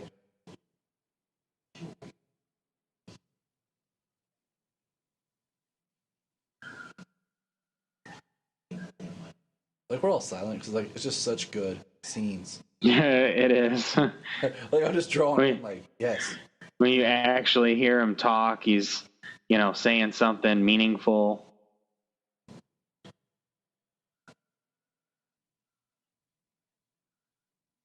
And you can't. Like, man, this Bruce is looking for a way out. He's looking to quit. He's looking for somebody to take over his place, you know. And that's why, like, I have to look at these movies as just For a bout of depression. like it's a Elseworld story because it's developed to be a beginning, middle, and end to a trilogy. Like, you know, this Bruce was never going to be the ongoing mission on crime. Yeah. 20 years in Gotham. Yeah, this is definitely, you know, they designed it. There's a nice special feature on The Dark Knight Rises where they talk about it, how they designed the trilogy to be the story of Bruce Wayne, you know, beginning a crusade and finally being able to get over what happened to him and his parents.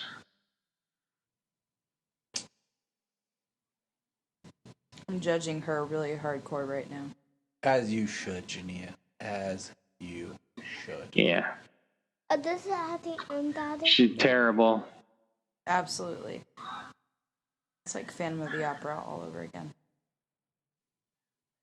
Like, she leads him on, she's with Harvey, then she comes in all super mad because, you know, Harvey jumped in his place beforehand, and she knows that it's not gonna stick, that he's not gonna be, like, he's not Batman and he's not gonna be, like, tried to be Batman. But, you know, it's a pony show for the time being, but she's still upset for no reason.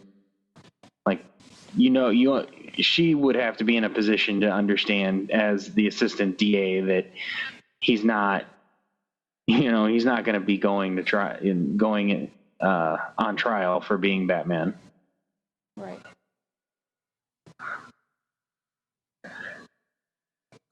Good line. Good line. Today I don't want to. Yes. This is a great line. I love this, but I did bloody tell you. for being your accomplice. I'm going to tell him it was all your idea. I'm sure Bruce had a contingency plan to protect Alfred. I was like, I didn't know anything.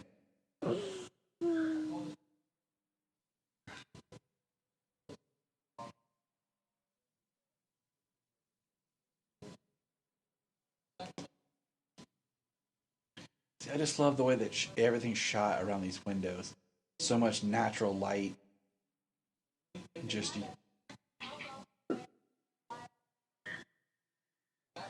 It's the brightest and the whitest Batman movie. yes. Yeah. I love this speech. Like between this movie and The Dark Knight Rises, you see more happening during the daytime than you do at night, and you see so much less of Batman. Yeah. Look at the shadowing on his face here, on Harvey's face. It's subtle. I love it. Yeah. It's so subtle. And there's like that. He's got more of like a bright golden light almost like shining on him, if you notice. I don't know. Just the lighting's interesting.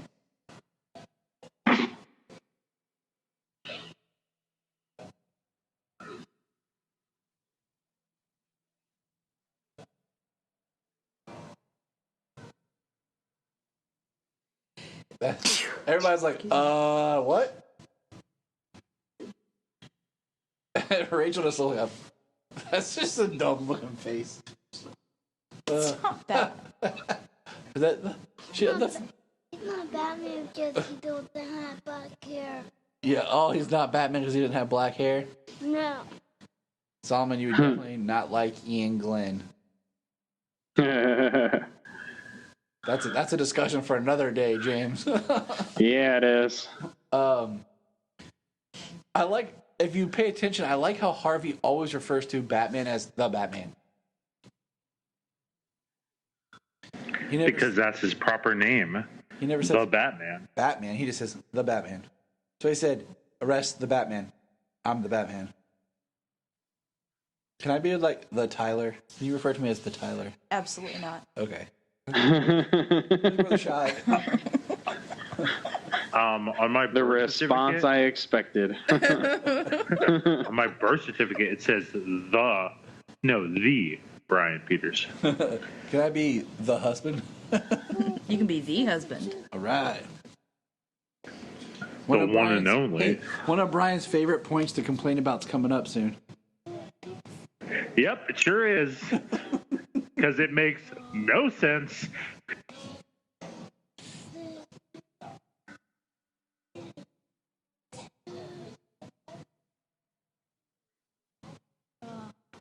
He even says the convoy stopped for no reason. Give me a break. Gosh. Well, it makes me kind of wonder, like, because the way they shoot the driver. Yes. See, I do that all the time. When Jen's like tell me I'm being stupid or something, I just kiss her automatically. It shuts her up right away, and it works every time. I like how he says I'm not, as like the door slams. Like, I've been funny if he was like I'm not, like it's shut before he said not. So why you kiss me all the time? No, I kiss you because I love you, Jenny. All right, here we go. So here we go. Here it is. So. All right, we drive in, and supposedly there's no other cars that drive in this town at all at night. None at all. They're just sitting on the sides in traffic. All right, here we go. Except this truck right here. Boom. Okay, we're driving along. Kids are in the back seat. I have to go to the bathroom, Daddy. Oh, no, fire. Now, as you can see from that aerial shot, they can divert down around. Instead of just go on to the other side of the empty highway with all your lights on. Yeah, and I mean, just all they have to hit their lights, go over, and then plenty of room. They're already on. Keep going left. Go left. No. Yeah, we'll just go down there. around. Yep. And then they could have like, don't go down into the tunnel where we have no place to go. Stay on the upper road. The entire other side is completely empty. Oh, here's a truck here. This might be a bad idea. Nope. I tell you. Great sequence, but yeah, I thought the setup. Very first time I saw it, I was like, well, that was dumb. Yes, which made me think about the drivers. Like, that sucks. But a semi, and we even get the slaughter is the best medicine. I do like that. I thought that was a nice touch. Yeah. Man, like, he's just always so casual when he shoots a gun. Do you notice that? Like, he's just like... I think it shows also he's comfortable with his guns. Yeah. Well, I mean, does he look like a man that has a plan? He just does things.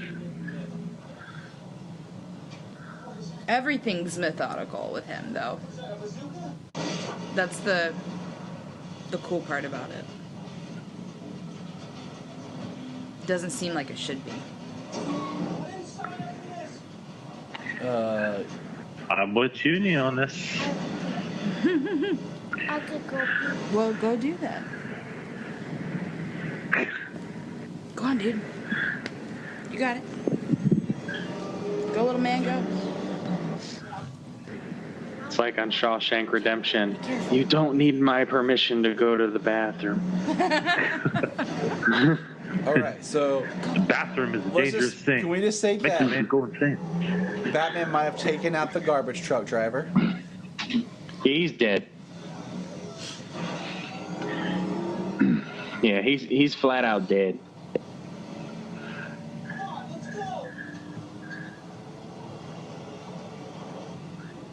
Does he have a bazooka?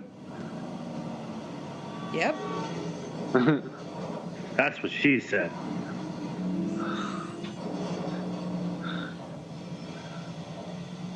That's not a bazooka, that's a... What is it? So another thing that kills me is like, so was this bat cycle like, was it part of the tumbler from the very beginning? Yeah. Did Batman and Bruce just add it later? No, it's part of it. It's just the front two wheels of the tumbler eject and become. Well, it seems like, I mean, it seems like something something was done to add to it, being, you know, it just seems overly the pod coming out, and then the pod coming out, and then the destruction of it all afterwards. It explodes, so that way there's nothing left. Mm-hmm. So I use that line a lot. Like, I don't think initially it was designed for self-destruct. So there were some things added. But I mean, the pod itself was always part of the tumbler design, which I think is neat when you see it pop out, how it whips around into place. Yeah. I do like that. That was pretty badass. Yeah.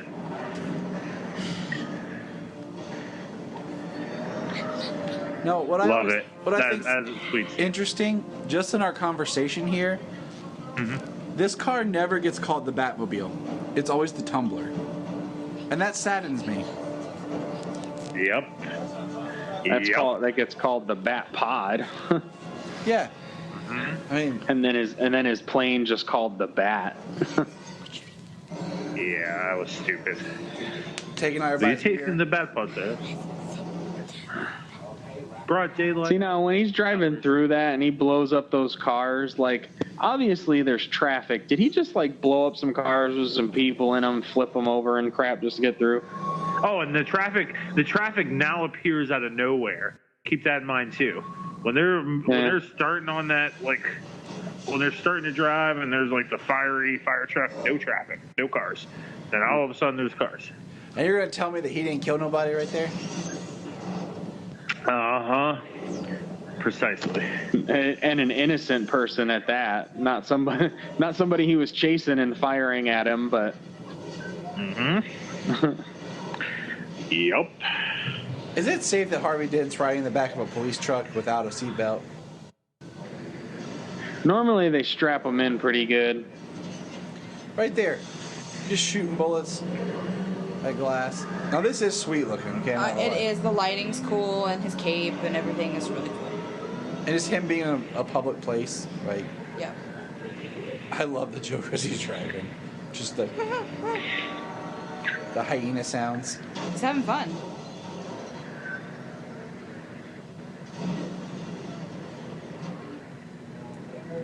It's pretty cool. Yeah. This is dope.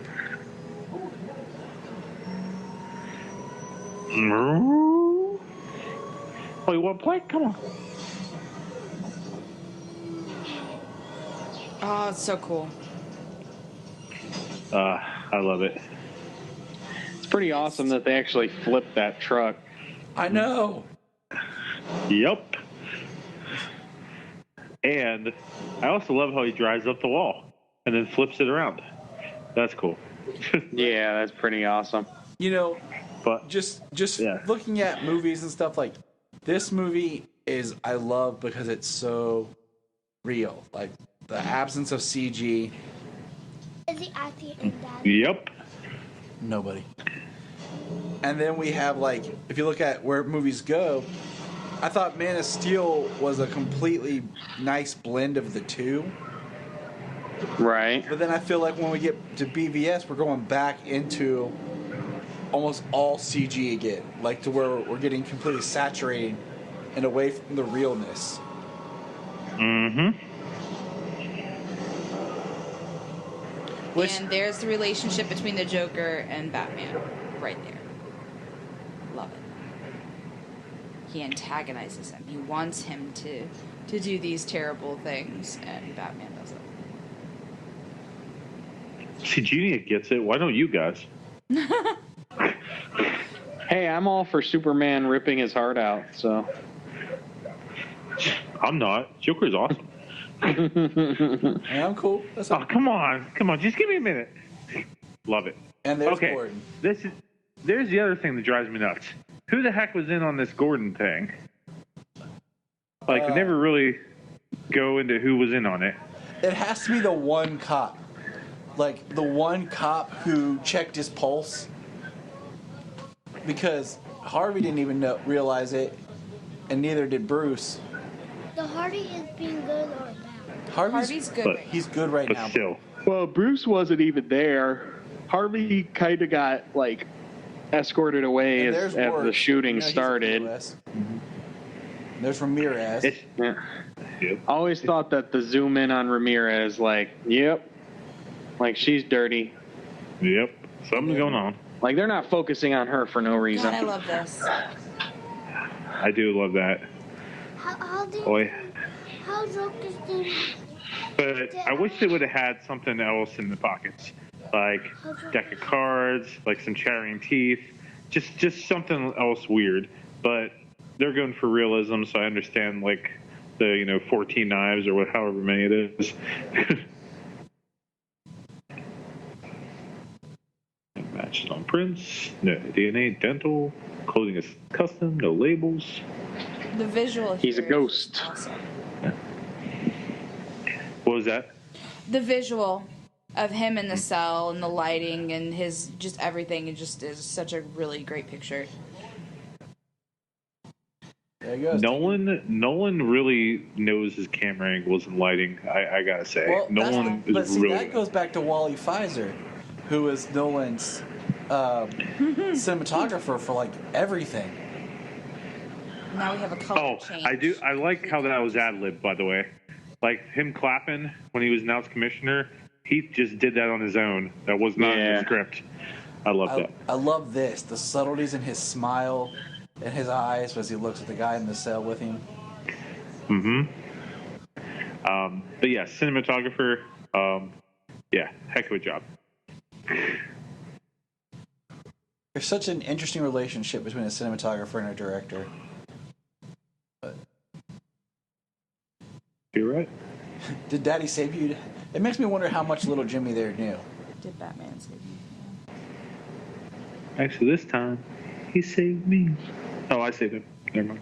Yeah. I don't know the rules. Why is Gordon a kid would just be happy to see their dad, you know. For a day, they probably thought that he was dead. I mean, his wife didn't even know. But my thing is, I go to work, and I come home from work, and my kids are excited to see me, and they know I just went to work. Okay, so this scene right here, Heath Ledger worked on ventriloquism to like try to practice like throwing his voice, because his voice is different here. And it's been pointed out, like, each person that he interacts with, he slightly changes his voice. And it's You're right. If you listen and you watch, like, his inflection and his way he talks changes with the people he interacts with. This interrogation scene and the mob scene are the two best scenes of his in the entire movie. Yes. You're damn right. Well, I just love the fact that Batman's already in there, and we don't know how. What's the time? Let's see. What's the time? Well, depending on the time. And this is the most. He may be in clean, one spot. This is the most clean we ever see the Joker's face as the Joker. Not the guard scene, but like where the makeups come off to a reasonable amount.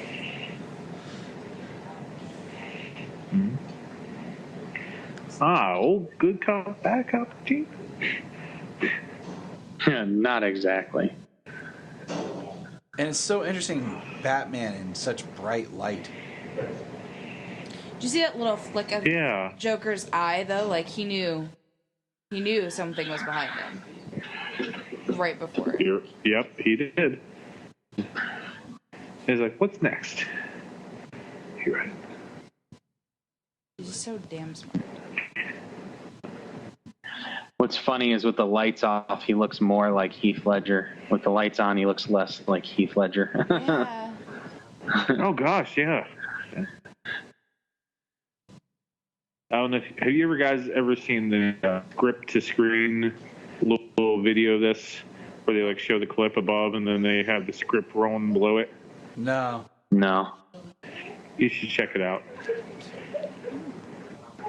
It just shows how like Heath just goes into the role, does his own thing, you know. It's good.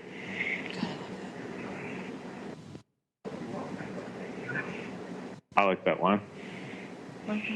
Don't talk to him like he...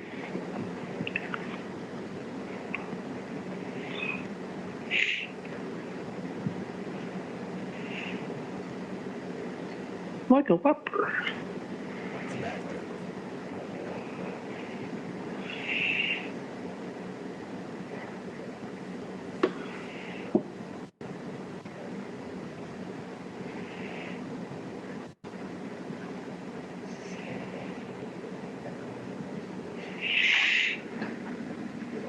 Maybe this is a bad movie to do a commentary to. Everybody's just watching it, mesmerized. Oh, I know. Well, I mean, this is So Jimmy was born in November of 2008. So by the time he was born, I brought this, I had bought this and brought it home on DVD to watch. And, little 3-month-old Jimmy just sitting up, like, doing his thing, playing, and every time Heath Ledger's Joker would pop up, he'd stop what he was doing and just sit there and watch. And then when the Joker was gone, he'd go back to playing. Jeez, at such a young age, the kid already knows what's good. See, what's so interesting is the fact this is like, the big scene of Batman and the Joker are together. Mm-hmm. Antagonizing him.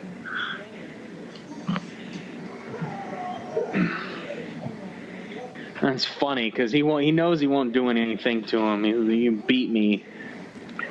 He's just a masochist. And I love how he just starts laughing there. He's like, "This is so great. This is so great. I got you." You have nothing to threaten me with. That's right.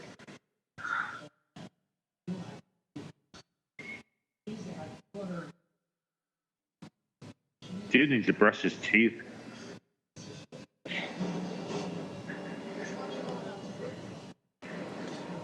$250 seconds.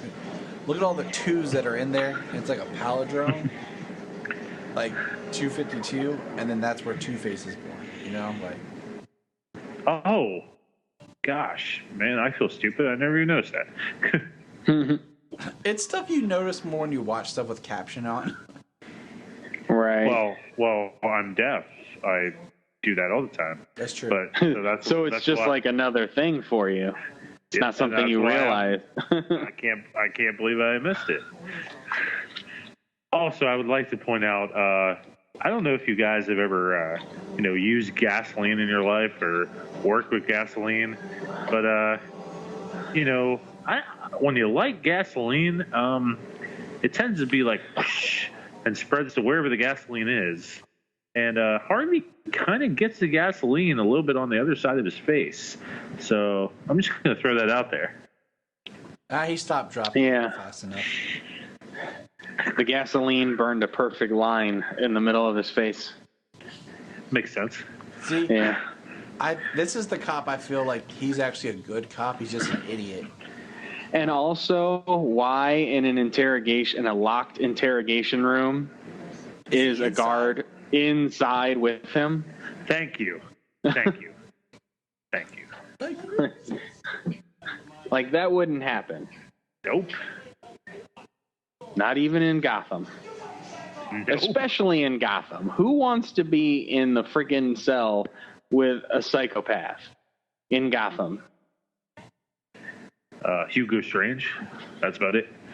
Hugo Strange is a psychopath. Exactly. I know. Just because he's a highly educated one. Technically, Batman's a psychopath. Yeah. Touche. Well, you put two psychopaths in a room and, you have broken glass and... Well, buddy. Harvey. And what the heck was Harvey trying to do there? He's just trying to move his chair. Now he wanted to lick some gas. He was thirsty. Probably woke up from like chloroform. Mouth tasted like pennies. Wash it out with some gasoline.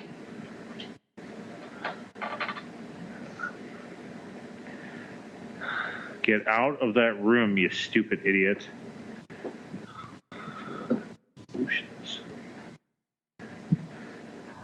Don't say that. God, he's so. What? Don't say that. I just keep saying that. Like, he's just so smart. He knows exactly what he's doing. Don't say that, James. I would play an excellent Joker. Don't say what.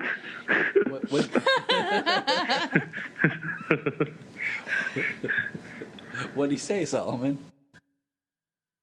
He said a bad word. James, you said a bad word? Did I say a bad word? I don't recall saying a bad word. Solomon, you're silly. Sorry, I have a mouth like a sailor, so not realizing it, I guess I just didn't realize it. No. I think you're good, Jim. I think Solomon's got really big on cracking down on anything that me or Jania say. I'm not allowed to drink Coke. Did Cap just say language? Yes, Solomon said earmuffs. I just want my phone call. I just want my phone call. It's so great because it's just something that's simple, that's, technically a right phone call. And it's like, oh, this is ridiculous.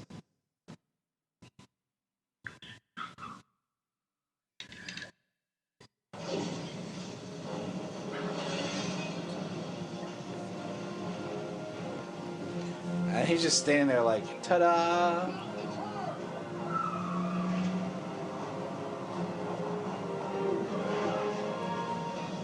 Not a lot of people on the streets.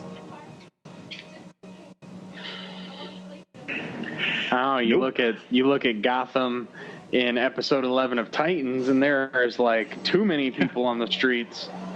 In this Gotham, there's no people on the streets. Well, it is dark at Gotham. Like everybody's like, quick, get in the house. Well, I didn't realize from the time of Batman Begins till this point that Bruce had already cured the homeless population in Gotham. Yeah. Like, it's almost like you said, it's almost like a city. Yeah, he's going after the mob. He cures homelessness. Like, a lot can happen when he's actually present doing something in Gotham. Right. Going back on that episode 11 of Titans and that Gotham, wow. Right? Wow. I was watching that and I was Stop, drop, and roll. Stop, drop, and roll. Wow. Yeah, that was a hardcore Gotham. In more ways than one. Moving on. So everybody in the police station is taken care of but Lau. He's alive. Because he's so methodical. With Lau. Joker's mind is already on that boat. On those boats at the end. Like he's just way ahead. I wonder who's driving. If you look really closely, there is. Well, maybe I'm wrong. I don't see a henchman there. I thought I saw a henchman last time. I don't know. Somebody's driving. I don't know. Maybe it's a robotic car. This letter. With an awesome shot of Batman on some rubble. That is a good shot.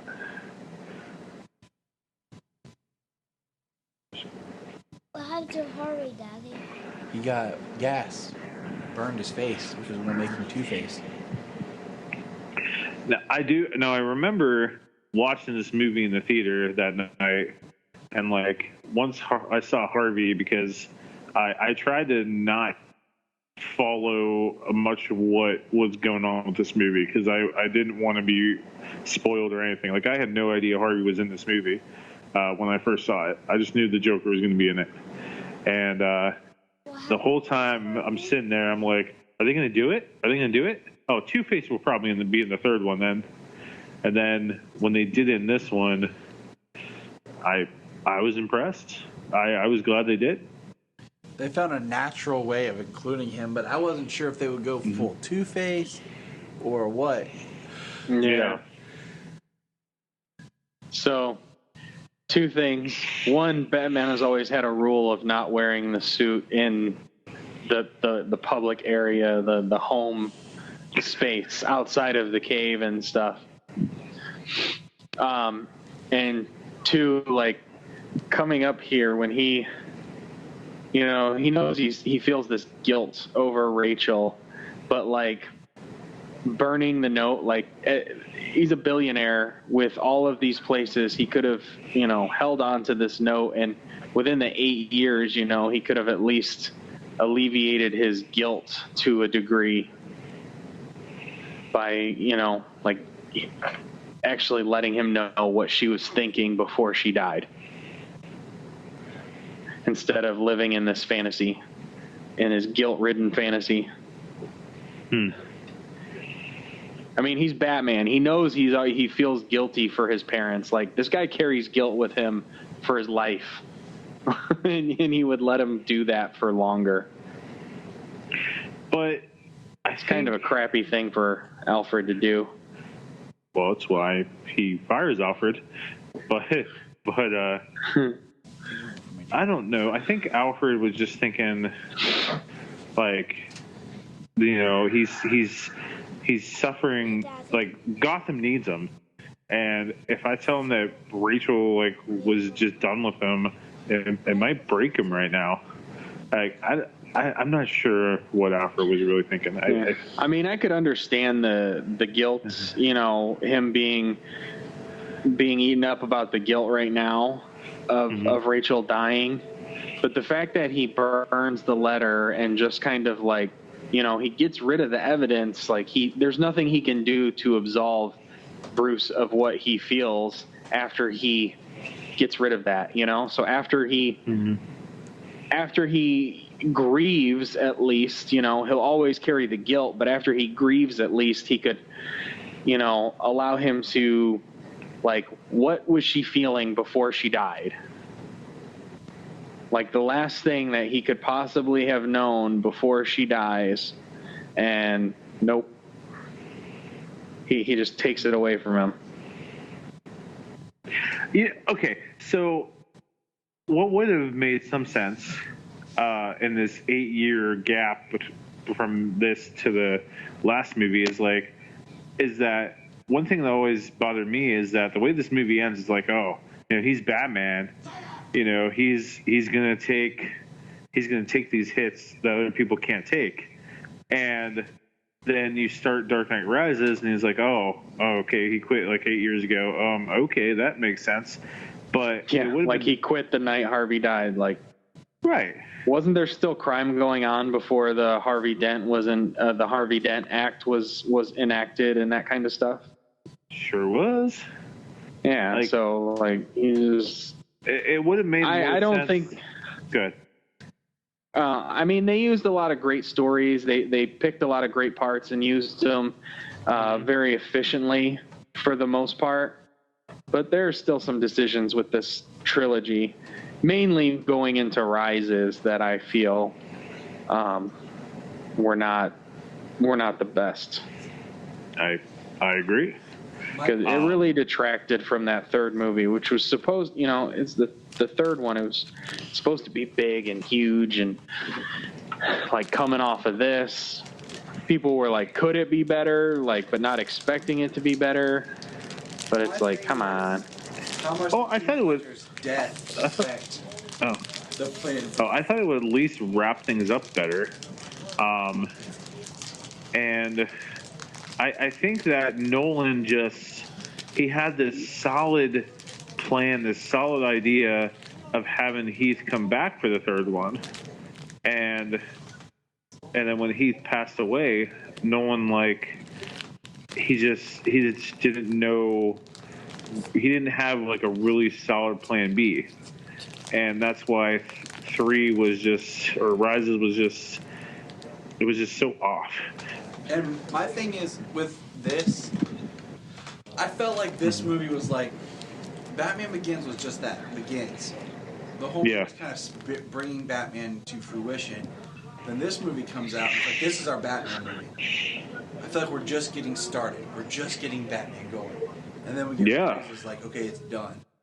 It's like, nope, not anymore. Oh, like, that doesn't. Yeah. Like, I mean, I really wanted that redhead to be Ever Enigma. Can we just notice that Lau is still sitting on top of the money? Yep.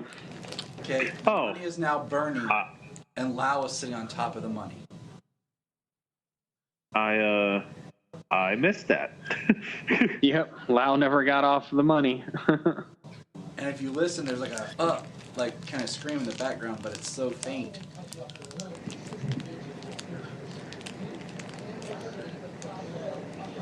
Oh, it cuts you up to little pieces and feeds you your pooches, huh?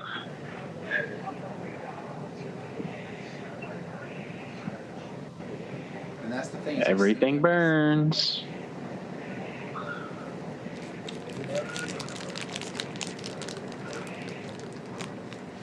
Right, Junior?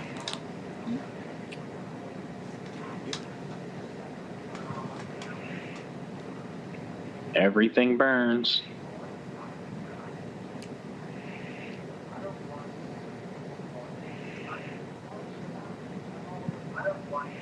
Man, a pile of money like that has got to be hot. Yeah. Like, that would burn very fast and very hot. Well, that's why you don't even see Lau. He gone. He gone, boy.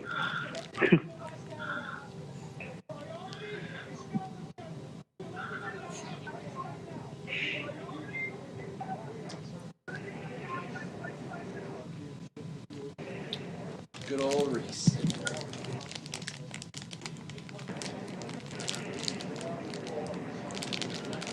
The bat pod, sir. Middle of the day, Alfred. Not very subtle.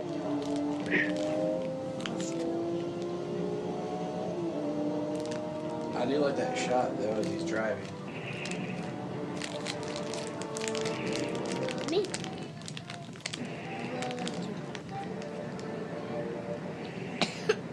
craziness of the hospital.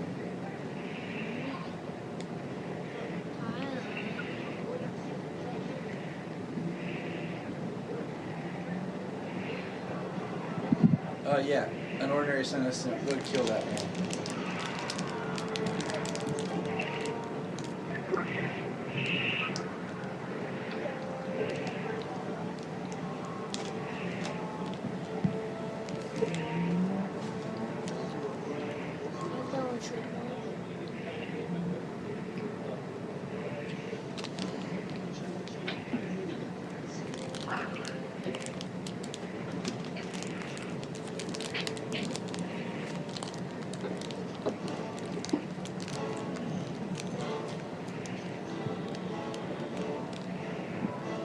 What you doing to Harvey?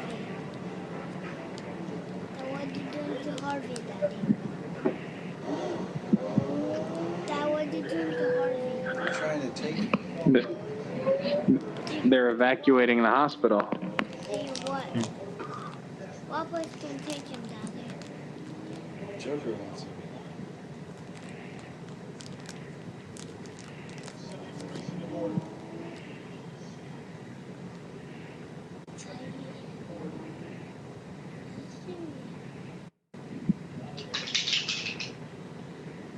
This is our light better.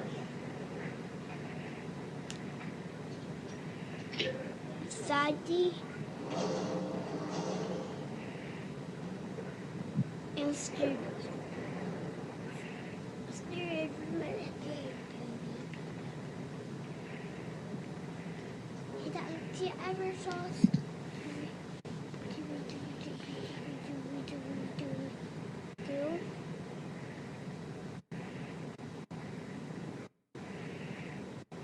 So, how do you guys feel about this CGI of Two-Face?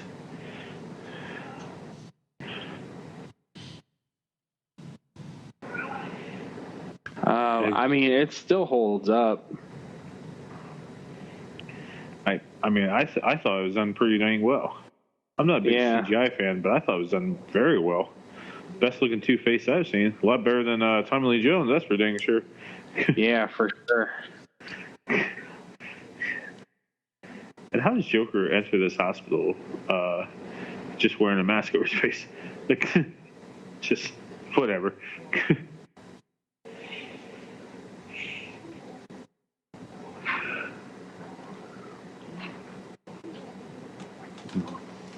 The CGI was cool because it's subtle. It is, and the way they worked his eye, like his eyes are perfect with that. Yeah, that where you can see his whole socket and everything, like that's like ooh, ow. And then later on when he takes that shot of liquor and it dribbles down his chin, it's like, oh my god. Like little alcohol on a scrape hurts. He doesn't even flinch. Yeah. Oh boy.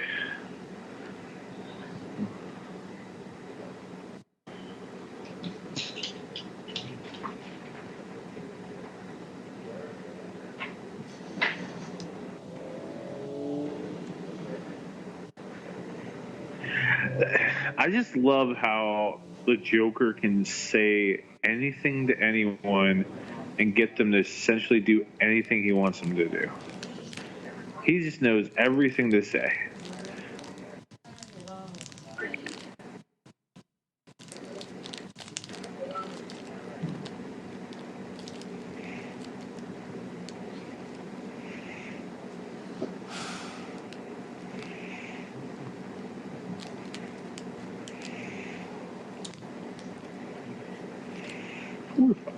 Tomorrow I tell the press that, like, the Gainberry will get shot. The truckload of soldiers will blow up. It'll be blowing Nobody up. panics. It's all part of a plan.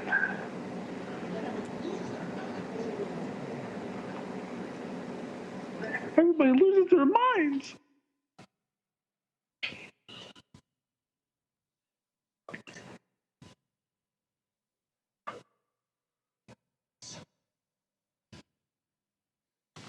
So, what if Harvey would have shot him in the head? Well, in some scenes, it looks like his hand is on the hammer. But What's that? I'm thinking blanks. Or if Harvey shoots him, does he still win? That, Harvey murdered and it ruins his image. Mm-hmm. Because, like, right here, he's got his hand down on the hammer. So even if he pulled the trigger, it wouldn't strike. Makes you wonder what he loaded it with. Oh, no. That's a good point. I never noticed that before. I'm sad. So apparently my DVD has been worn pretty good. It's skipping. Oh, no. What? Well, I've watched it a lot. Can't say I blame you.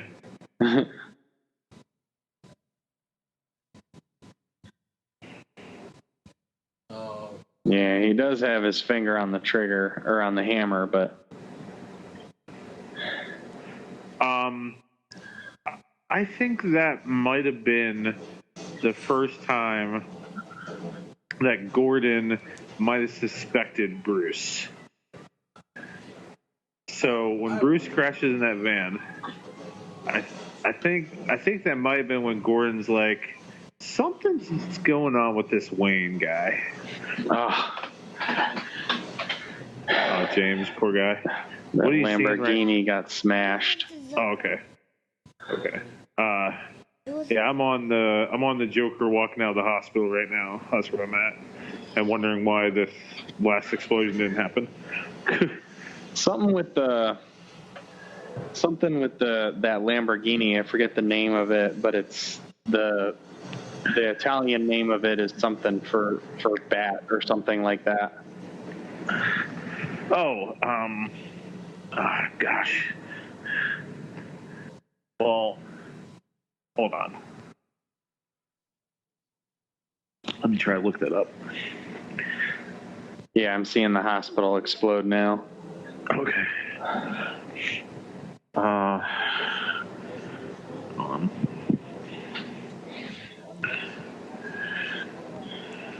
Okay, Italian word for bat is the Italian word for bat is I can't even pronounce it, and I am Italian, but I can't think of it.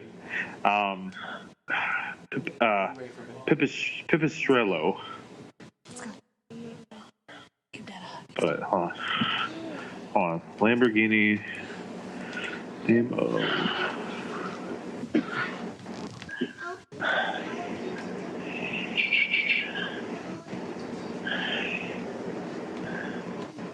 Oh, no, it's. I don't even know how to say it. Yeah, Murcielago. It's Spanish, which means bat in Spanish.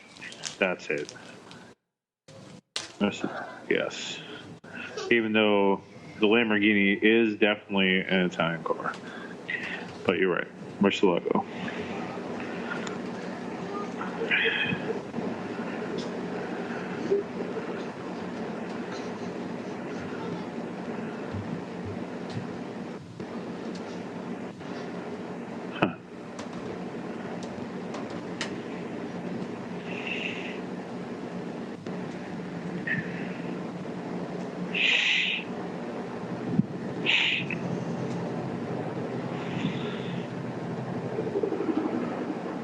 I will admit that right around here, like, I like that we get all these the Two-Face setup, but when we get to the bridge, I don't know, like, and part of me is like checked out almost. Like the more I have rewatched this stuff, when it gets to the boats, I don't care as much anymore. Like, I could almost cut the boats and enjoy the movie. So you're saying you just cut the whole boat scene out? Well, I'm just saying, like, I feel like it starts to drag on just a little bit. Like, everything's really tight and really great, and then when we get to the boats, I feel like it just kind of, it drags a little bit. You know what? I have a confession to make. When I rewatch this movie, I fast forward the boats part. I mean, I do. I would have almost, and we're like, I feel like, I mean, I get where they're going with the story, but it's like it just starts to. Because I mean, it's a neat scene where Batman and the SWAT team do their thing. Mm-hmm.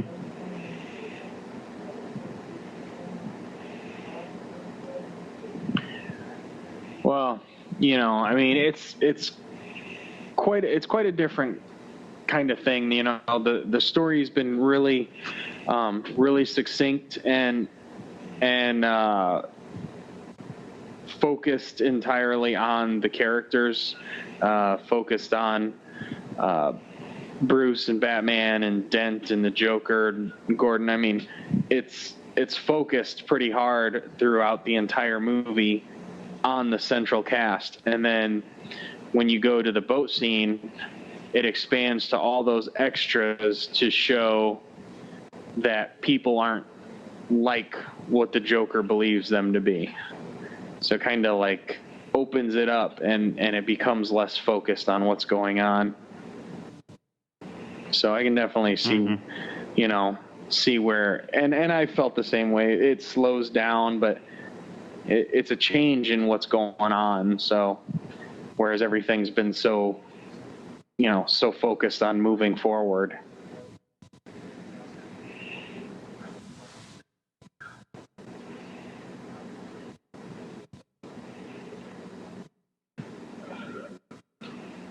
So, like, we just have this right here with, him and the mayor discussing what the Joker's going to do, and it's like, Harvey's missing.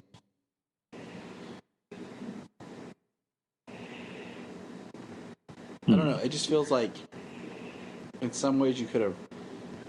It almost like when the Joker gets out of the MCU and all that, it's like that could have been an end to a movie, and then we have more to go, which is surprising. And it's good. It's just there's certain things I'm like, man.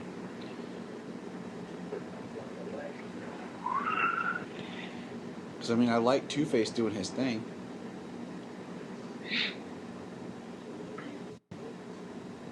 Yeah, for the fact of him not being the typical Two-Face of having like a psychotic break and split personalities and that kind of stuff moving forward, like the fact that he embraces the idea of chance, to deal with these criminals, especially the ones involved in killing Rachel.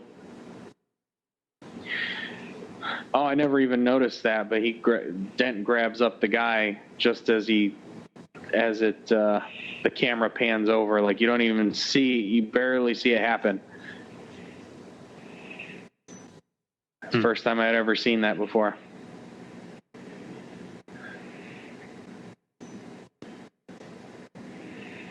You're a lucky man.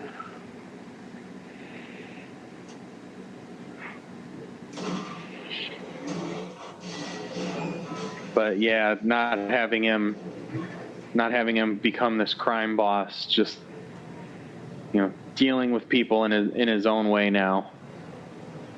Mm-hmm. Like, it's kind of disappointed that he falls and breaks his neck. But Touché. Yeah. Touché, So. Two-Face. Yeah, I kind of want to skip the boat scene, but I understand. I just feel like it just slows down a lot of the. I don't know, like what we've been building up to.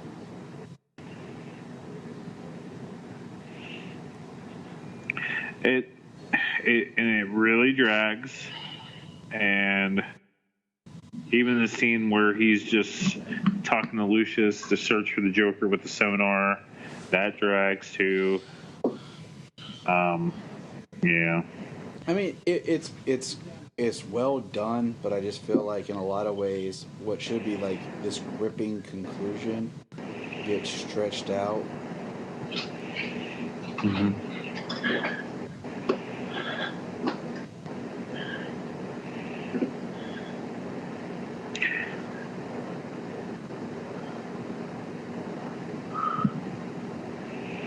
I mean, there's a lot of stuff in there you're just kind of like, huh.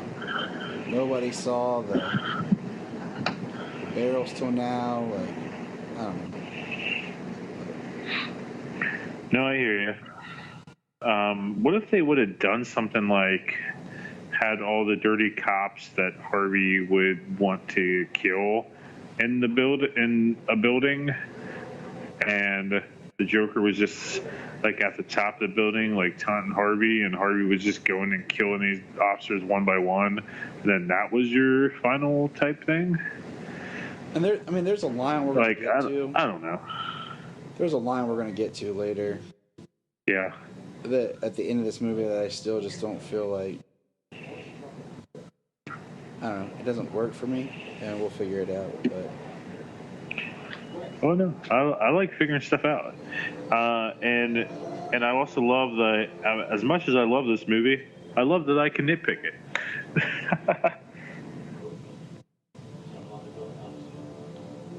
Yeah. Well, heck, we did our Superman the movie with Connor and Ray, and we love Superman the movie, but we nitpicked it. I mean, if there's a way of nitpicking it out of fun, nitpicking it out of just meanness, but yeah, we loved it, and we just after 40 years, you can see stuff and think about stuff that should have been different, but yeah, Tyler and I went to see it. We're not internet trolls on it like that, Well, we could be. No. No, we could. No, I couldn't. That's too much time just to be annoying. It is. Living in your mother's basement, she doesn't even know you're there. You just sit there and feed off rats and Cheetos. Your bathroom's a bucket. You don't leave your computer chair. Right. I gotta comment on how good Two-Face looks right there. I mean, he looks great. He looks awesome.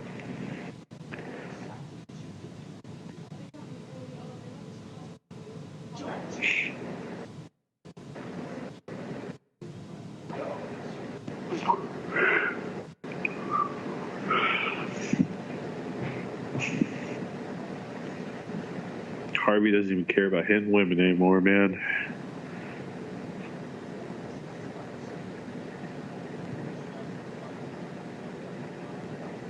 Well, see, like this scene is cool. Like, I like this look of the Joker. Just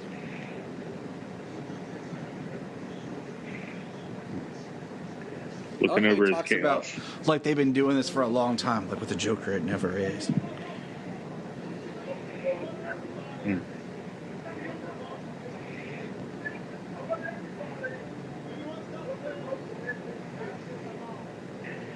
So, if you were on these boat, what would you have done?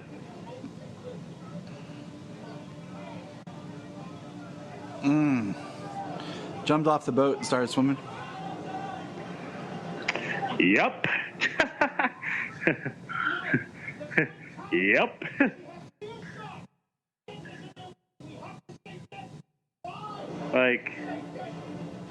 Seriously. I mean, we see right here where, Gordon's coming undone. Sounds like a Korn song.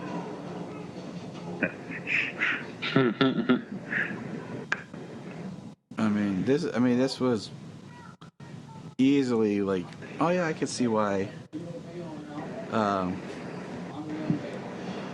He's doing this. Like, he switched the people.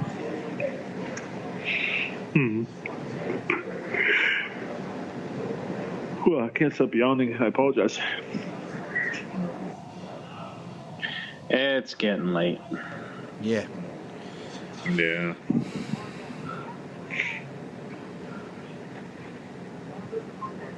I mean, this is sad and crazy right here that he's got the kid. I don't know. I would have just I would have liked to have seen a movie with, like, just Batman hunting Two-Face.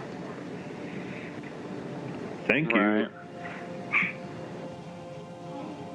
You know, give me, like, a really good movie of Bruce / Batman and Harvey friendship, and then you do your, like, making Two-Face. And they haven't made a movie or any part of the live action. They haven't done anything. And it's just really a shame, because if you read, you know, like The Long Halloween, Dark Victory, you know, like, and you see that Harvey change, it gets you.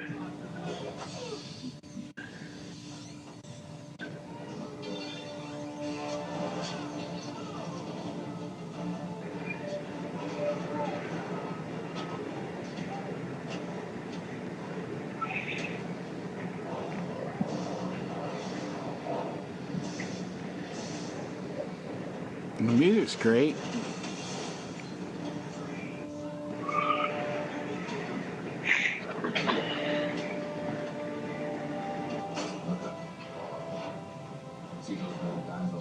I mean, it's pretty good how he takes down, everybody just in time.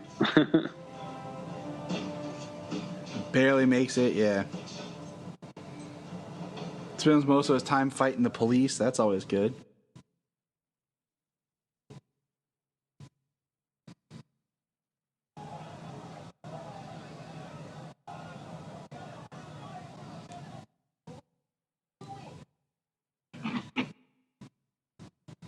Yeah, we're still here. Means they haven't made, and then all of a sudden he just blows up. I mean, like I said, I like it, but the more you watch the movie, after a while, you're like, man.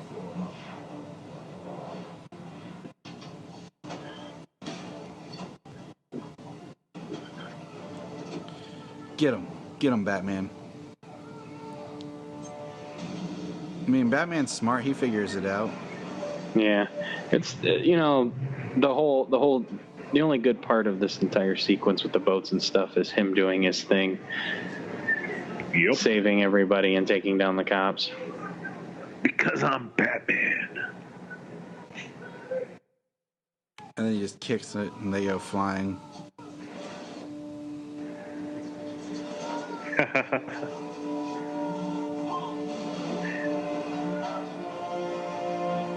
Like a barrel of monkeys.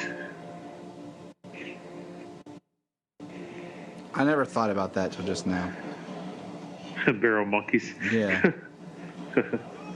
What you also need to think about is, what if that SWAT guy, you know, swings across the ledge, smacks his neck on the ledge, snaps his neck, dies? Because they hit pretty hard on that side of the ledge. Where's the detonator?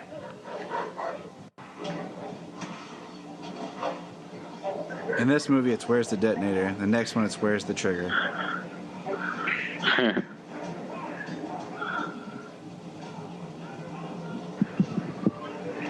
I like that. I like when Joker just flips out at him and starts beating him while the dog's like attacking him. Love it. Well, I mean, every time the Joker engages him, it's always he has the upper hand because something else that happens. True. Why does this guy look so familiar? He was in Friday, wasn't he? Yeah. Tiny. His name's Tiny. Right. Yeah, I think you're right. Yeah. Sometimes I have to like reevaluate like people's names because I can't always remember them like I used to.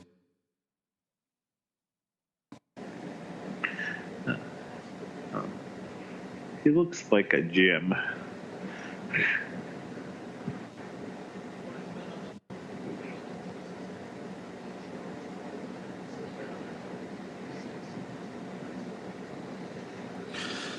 I mean, this guy has a point. But you want to be good people, but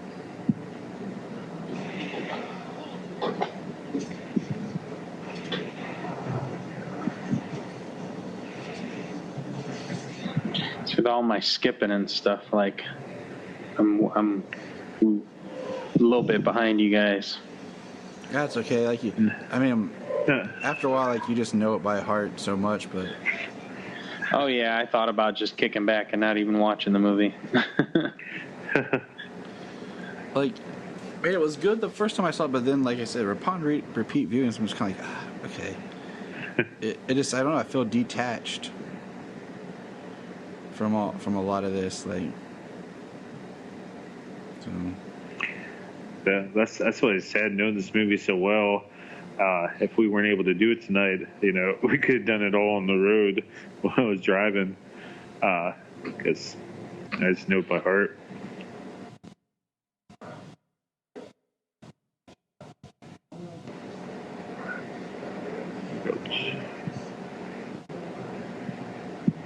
And here we go.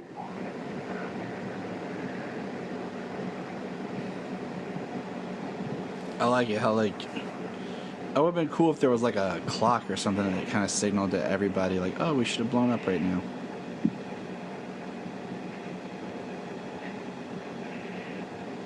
Well, didn't he say midnight? Everybody's looking for midnight? Yeah. Yeah.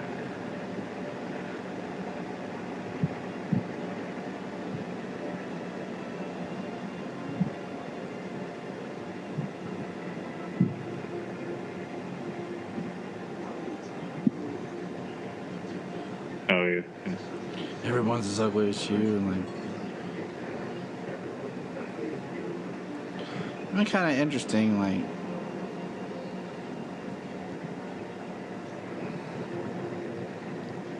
Yes.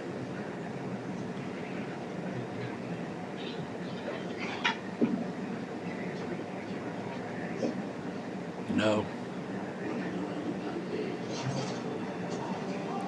I always thought this part was just kind of interesting. Like, he just throws him and then catches him. And I heard him. I know how you got these. Well, Joker really wanted him to kill him because they win. But oh, you couldn't let me go, could you? And this is kind of weird. Like, this is our last scene with Joker, and like, unfortunately. What do you feel they flip the camera upside down to do that? Like, do they really need to do that? To make him look like he's upright? Yeah. Like, they could have done it still with him upside down.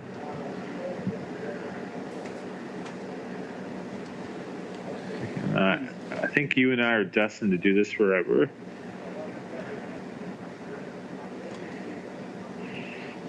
Jimmy, what do you think about this scene right here? How they flip the camera to where he's upside down, but they're trying to make him look right side up. That's what we're discussing. Huh. It's trippy. Right. Like, do you think they were trying to make it look like, they're looking at each other like eye to eye, and that's why he flipped it? Because I just think it's completely unnecessary. It is. I've never really thought about it, Brian, until you just brought this up just now. That's probably just to prove some point of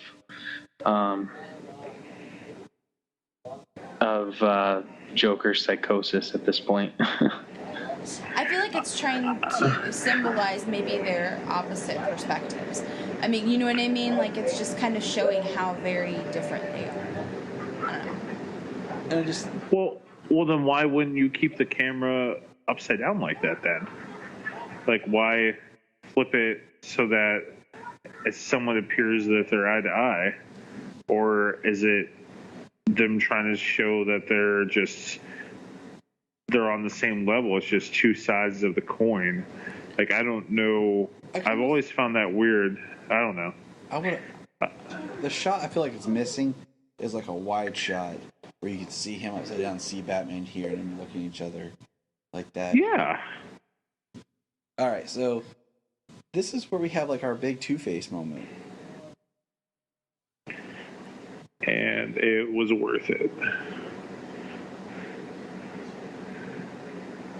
See, I mean, I get this where he's like,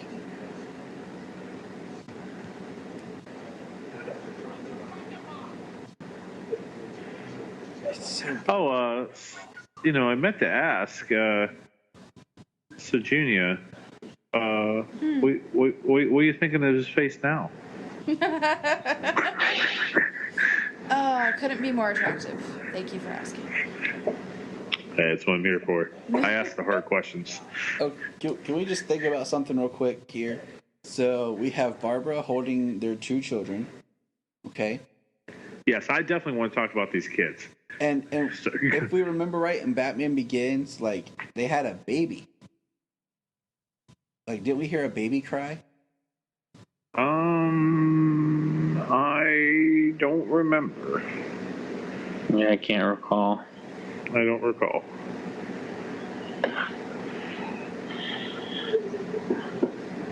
So it's just kind of like... I just assumed one of the kids is, Barbara Jr. or whatever you want to call her. So, like, and then one's, of course, James. I get where he kind of snaps, but, like, I don't know, putting the kid in danger, who, like, because he says he's got to punish Gordon, but at the same time, like...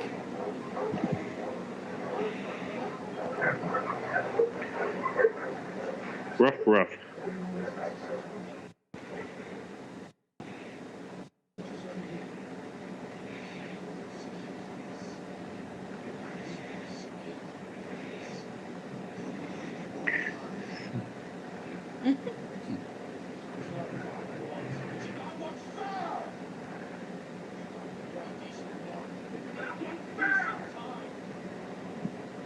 I thought we could be decent men in an indecent time. Did we lose James? What? Oh, I was checking, like, did we lose you? Everybody's just so quiet. We're all so engaged. I'm so sorry. 50-50. Yeah. So I'm going to go back to a line earlier in the movie, like when he's lying in that hospital bed and he goes to Gordon and he said, you guys have this name for me in internal affairs. And he makes Gordon say it and he shouts at him and Gordon's like, Two-Face. Like, I always felt that line was so out of place. Like, why did they call him Two-Face? Like, what's that about? Like, they never get into it. Yeah, like, he turns on people, like, he, because he's internal affairs. So, I do like that. Okay, I guess I'm just not smart enough. Shot Batman, but, like, he didn't shoot him in the head. I do like this, that he flips the coin on himself. Yes. Very, very good. Oh, now the boy.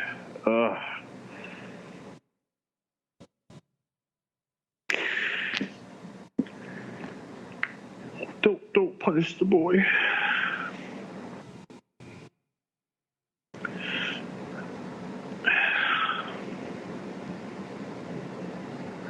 I mean, I almost would have preferred if there was like something where like he had a head trauma as well, so like it would help explain the history. He's in a coma or something. It would just explain his psychoses. Yeah, they don't really go into the dual personality at all, but whatever. That's just obsession with, choice and I don't know.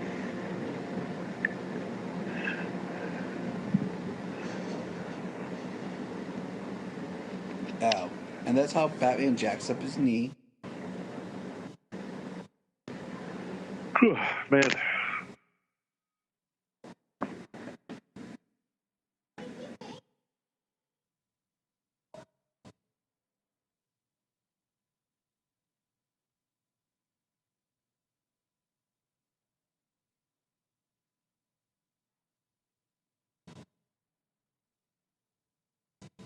Hobbles around. If you think about it, a lot of our main characters never really interact together in many scenes. Batman and Gordon have only like a couple.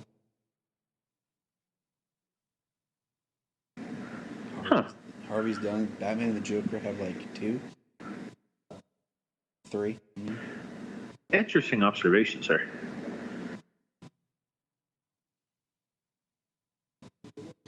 I like how he just looks like pitch black with eyes in the mouth. Right. I am vengeance. I am the night.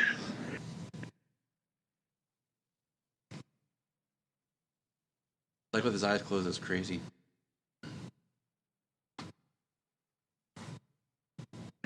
Even in this 4K, all I see is this white mouth, this white dude mouth with black ears.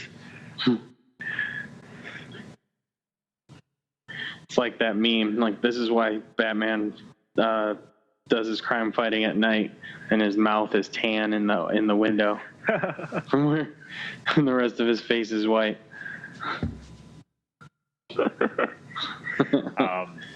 This is where the voice gets so over the top right now. Like, just how he talks with his mouth like wide open. Give me a break. Gotham needs me to be.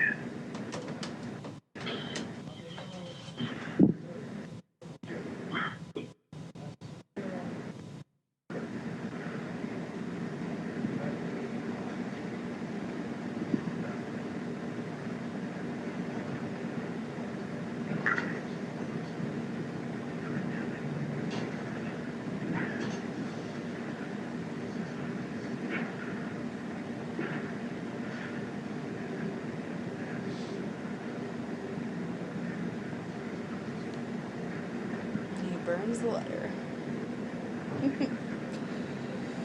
Because some men just want to watch the world burn. See what I did there? I see what you did there, yeah. Bow ties are cool. Batman should wear a bow tie. Morgan Freeman can make bow ties look cool. I could too. Okay, Brian. You never see me in a bow tie. True What do you know? True story. You are not wrong. I don't own a bow tie, but I do think they're cool. I wore a bow tie on Saturday. Did you? Yeah. Look at you, man. Beat me to the punch. Everybody's got to be cooler than me. I was in a tux and everything, so it wasn't just a suit. Did you have a gun with you? Were you looking like James Bond? No, I didn't have a gun. But you have the name. Yeah. Wasted opportunity there, Cole. Do we touch on the fact that why can't they just find a way to pin it on one of Joker's men? Like, why does Batman have to take the heat for murder? I love that last shot, by the way. Dark Knight. Like how the camera was following the motorcycle, and then like at the very end, like the camera just like stopped and like his motorcycle just went off. I don't know, it was cool.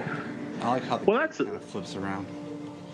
That's a Jonathan Tyler Patrick type directing. That's how good it is. Well, we did it. There it is. Oh, mine's man. not over yet. Produced by Christopher Nolan. Based upon characters appearing in comics. DC Comics. When it said Batman was created by Bob Kane. I know. Just Bob Kane. Where's Bill Finger? Right.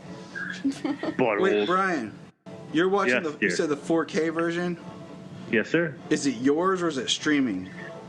That's streaming. I just wonder because sometimes they update stuff like on streaming. Like, why is this not connecting?